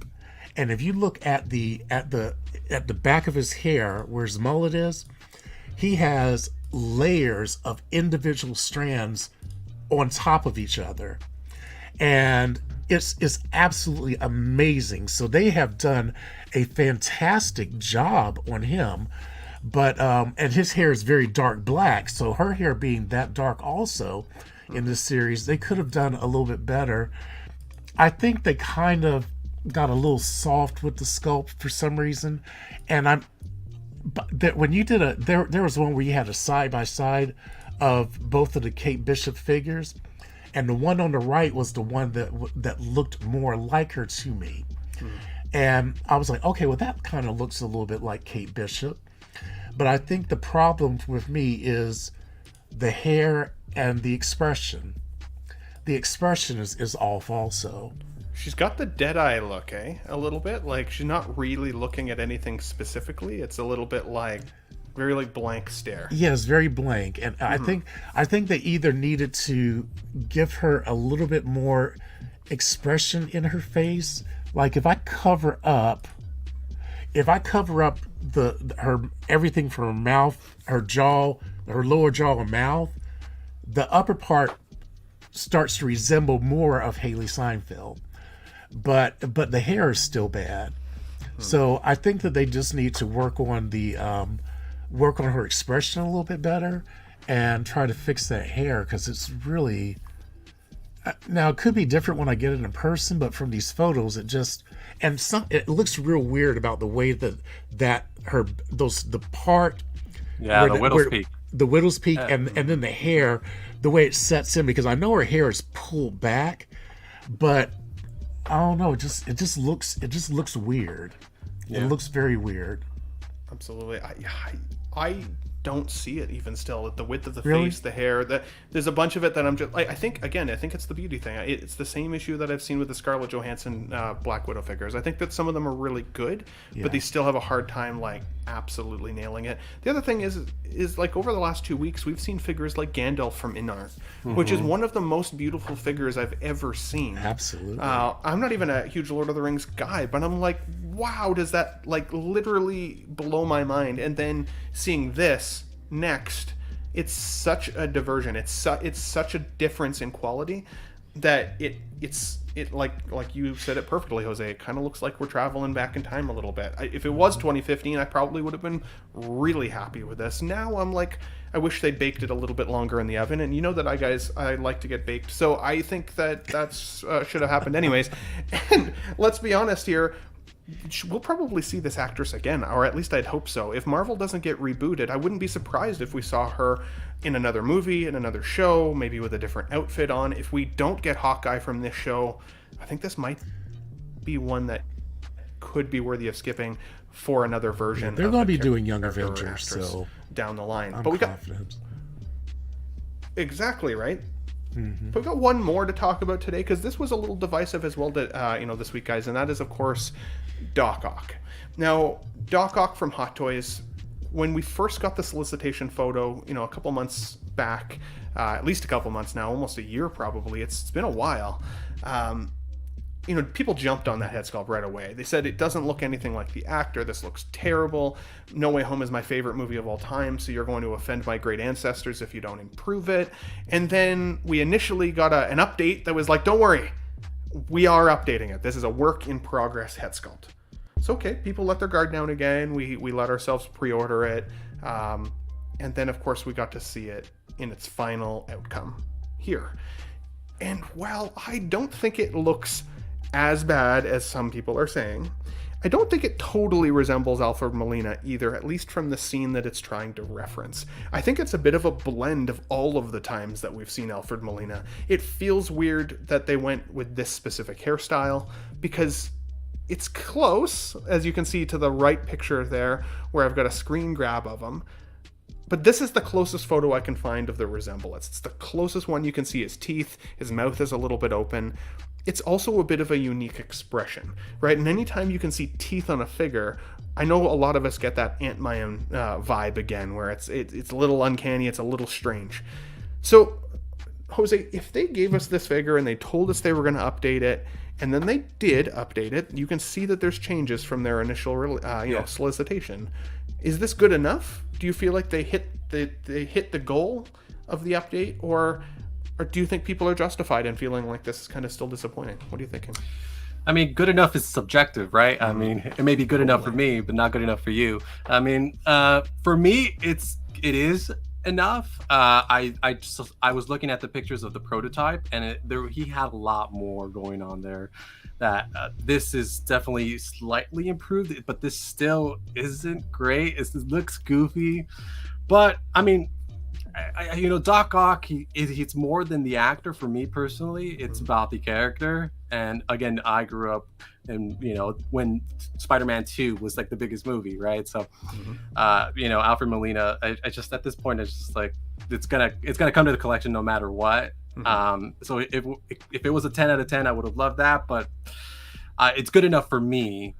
But I do wish it was slightly better, or they would have done, two skulls maybe, Absolutely. One with a little bit more stern, more aggressive look, and then this one, so you could kind of swap out. And the hair, right now when you put that in comparison, I hadn't noticed it, but when you put it now, I'm like, oh yeah, the hair is off. It's a little off, I hadn't right? seen that. Yeah. Well, and the scene where he's coming up from under the bridge and like fighting Peter on the bridge, It's really different in that. It almost looks permed differently. Like it's very unique. I agree with you. I think an extra head sculpt, maybe with a more aggressive or serious tone, would have been cool too. Because I think a lot of people are obviously going to pose him up fighting at least one, if not multiple, different Spider-Men, depending on your collection, right? And having him kind of oddly smile at them is like, it's like got a little bit of a creeper vibe to it. It's not very badass, you know, but nobody is going to walk past your Spider-Man display and be like, who is that? Everybody is going to at least be like, cool, you got a Doc Ock, right? Does it look 100% like Alfred Molina? That's a good point, Jose. Maybe not 100%, but for a Spider-Man villain display, you can't not have a Doc Ock if he's your guy, or if Spider-Man is your villain rogues gallery that you absolutely need to display. If this was coming from Batman the Animated Series for me, for example, if we started seeing like a live action version of Batman the Animated Series, I would buy every villain that ever came out, even if they were 7 head sculpts or 10s, because that's my jam. But I still loved the 90s Spider-Man, as well, cartoon. And again, just having a Doc Ock is cool. I've got the Tobey Maguire Spider-Man coming here, hopefully pretty soon. I think I've got one payment left on him, and I've got nobody to pair him with.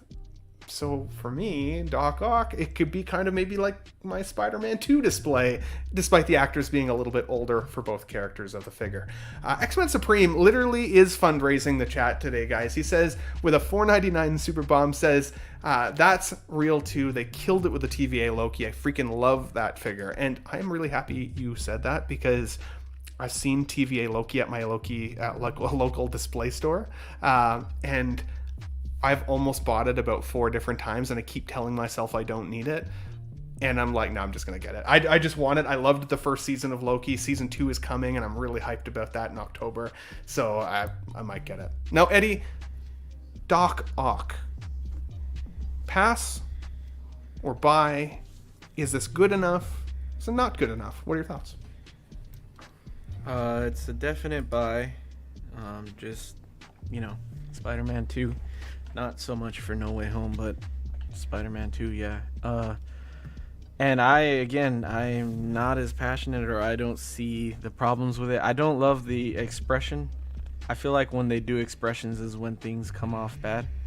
So I don't love that I feel like normally I don't like that Hot Toys all look like stern and like non-existent expression on their face, and it makes them look, I don't know, a little more toyish because it looks like they have no emotion on their face. But with him, I would have took the non-emotion, just because in my head that's how I've envisioned seeing him. He's always a bit sad to me, but again, that was Spider-Man 2. He was a lot different in No Way Home, but he just, that's how I envision him in my head, is like sad, and so it would have been fine to not have the expression. But I think it looks fucking amazing. I still think it's a killer figure, and I think anybody that has it on pre-order should get it still.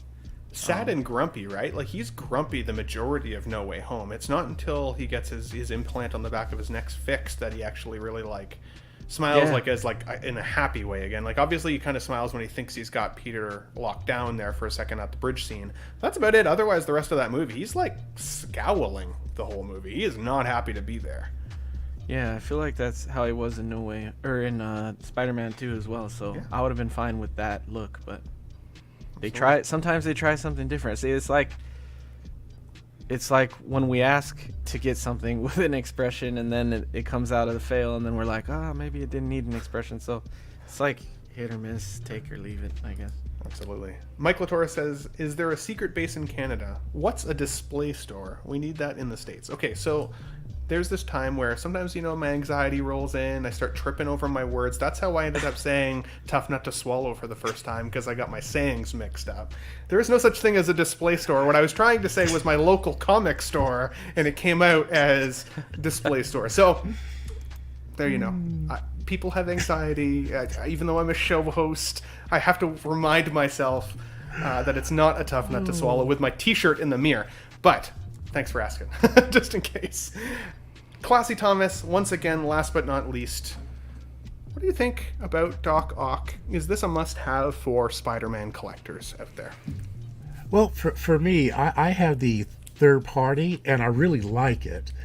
But I ordered this. I actually pre-ordered this one also because I think I think I'm going to like how they did the tentacles. The tentacles in my third party one. I think it has like they have those individual little pieces, but I think it's threaded through a long wire, so sometimes they twist a little bit. And when I got that, what was that figure? The classic Spider-Man, where they have that figure that's actually with. I said, okay, you know what? That may be how they're going to do those tentacles. So that's part of the reason why I got it, and Really cool. I'm finding that the more I see his face, especially with the glasses on, I'm not as put off by it as I was initially. I'm probably never going to display it without the glasses anyhow, because for me it's associating him with comic books. And in the comic books, he always had those glasses on, and he was kind of a pudgy little guy with a big round face, so I'm kind of buying it. I don't think that it's a ringer for Alfred Molina, and mainly because of the expression, but it still captures Doc Ock. So I'm okay with it. It's like Jose said, it's good enough for me and for my needs. And I'm not always, sometimes I am, I'm not always in it for it to be the exact likeness of the actor, as long as the figure is cool and it's not ugly. Like if it's just a terrible head sculpt, like that weird Ant-Man with the teeth and the Tony Stank, there's some things that are just completely off the table. This one is not off the table. It's just kind of like I wish that they'd done a little bit of a better job. Absolutely. Well said, Classy Thomas. You did make me think of something too while you were speaking there as well, because I wonder if people will feel differently about this figure once we see the Green Goblin come. Yeah. And once you have the Electro in your collection, because I'm sure that one's going to be pretty cool too. And then it's going to be like, okay, maybe that Alfred Molina one isn't so bad. Like, are you really going to let this be the one that's not part of your No Way Home display if you need, again, that rogues gallery of villains? Hard to say. I'm curious what those guys are going to come out like. I'm really hoping for that Jamie Foxx to turn out well. I know, because he's not only a badass actor, Yes. but like I want him in my collection. I even liked his Blue Electro back in the day, despite it not being the greatest movie. Is what it is. Also, I forgot X-Men Supreme. Since you gave me that last $4.99, I did owe you one more, good sir, and so this is for you. No, you complete me. Love it, guys. And you got another is... X-Men Supreme. Actually, But how did Doc Ock get his clothes on? Oh, that's a good question. $2 super chat again. My God, I'm gonna have to get some more super chats now. No, this is one more time for you. With those arms, yeah, it's not like I don't think they don't disconnect. Like, how would you get your clothes on? Well, on the third party one, question. the arms actually were there were cutouts, like the arms had burst through the back of it. So that's how they had it on that one. I'm not sure how they did it on this one, because I know that you can disconnect the arms and put the ones where he had where Spider-Man took over with his Bluetooth. So yeah, I'm not sure how they did this one, but on the other one they actually just had rips in the back of the coat where the arms came through. Absolutely. That makes sense. Michael Torres is here. I've said it before. Mona Lisa is famous for her ambiguity. That's what I see in this sculpt. It's not a straight up happy smile. There's fear or concern in the eyes, especially posed in a certain way. And then Gilbert Amazan says, I agree with Classy Thomas 100%. I have this one on pre-order, just hoping the head sculpt looks good or better in person. I do think this is going to be one of those. There's been a few figures like that over the last 2 years. That's like, once you have it in hand, it's like, that's pretty badass. But guys, with that said, that is the Let's Get Nuts show for September. Like I mentioned at the beginning of the show, we are going to take a 3-week break. I'm going to be in Texas in 2 weeks seeing Eddie in person over at OxCon. Next weekend, I've got friends from Ontario visiting me over the weekend I haven't seen in 12 years, which is crazy. So I won't be streaming that day as well. And then the weekend after that, I'm going to take 1 weekend back for myself, maybe for the girlfriend, and do life things. And then we'll be back on October the 8th. Jose G. Hernandez, you literally got your microphone today. Thank you for piloting on the show. You sound wonderful, Thank you. by the way. Anything coming up for you in life, good sir, or up in future live streams that we can look forward to seeing more of you on? Yeah, I mean, you'll probably see me here as long as you want Absolutely. me here, and you'll see me 100%. maybe with Marco or Mario. So I'll be around, popping up, guest starring here and there. Whenever you guys need me, when you need a backup adventure, I'm here. Absolutely, buddy. You're not even a backup at this point. You're making your way to the A team. So I appreciate it, and you help me stay on track with my fact checks, which I also always appreciate. I don't want to tell anybody the wrong information. I'm here. Is your team winning? By the way. Yeah, they just scored a touchdown. They're Heck 31 to 27. So yeah. Heck yeah! Thanks for not cheering and losing your shit on Mike. At least Oh no. What are you implying? Are you implying text messages, for example? Yeah, I'm just saying. No one's texting here. You're still classy in my eyes, Thomas. But, All right. Jose, thank you again, buddy, for joining. We always are happy to have you here. You let me know if you can make it for the October 8th show. We'll definitely get you back over there. And then Classy Thomas, of course, SpongeBob SquareBalls. You actually do have your own YouTube channel. I've noticed that you've been slowly growing, but you haven't been updating much on the show lately. Yeah. You're 1 subscriber away from 50. So I am? If one person out there in the show watching isn't subscribed, head over, support yeah. Mr. Thomas. Let's get him to a rounded number of 50 before October the 8th. That Then would we be can great. celebrate a little Well, bit. I'm actually in the process of working on a little bit more content. I had to do a little bit of moving of some things in the house in order to accomplish that, and unfortunately, I am not quite in the fitness level to move heavy furniture without assistance. So I had some friends come over yesterday, and we got a chance to move some things about. And so now I think I'm ready to start actually getting some of those things done. I'm actually also working on some. I wanted to have something where I could actually do I don't know if it's a time lapse, where I can actually have the camera over the desk while I'm working on something, and then time lapse it to show how I did the process. Cool. And that's actually I did say to Only Friends and Collecting that I'm working on a costume, and this one right here is the one I'm currently working on. It's going to be my Banshee. So Cool. So this is actually going to be his costume. It's going to be mainly green. I'm probably going to have several green textures. This part will be yellow, and then of course he'll have his wings or things down there. So all I have to do now is cut this off, and then I'll have my pattern ready.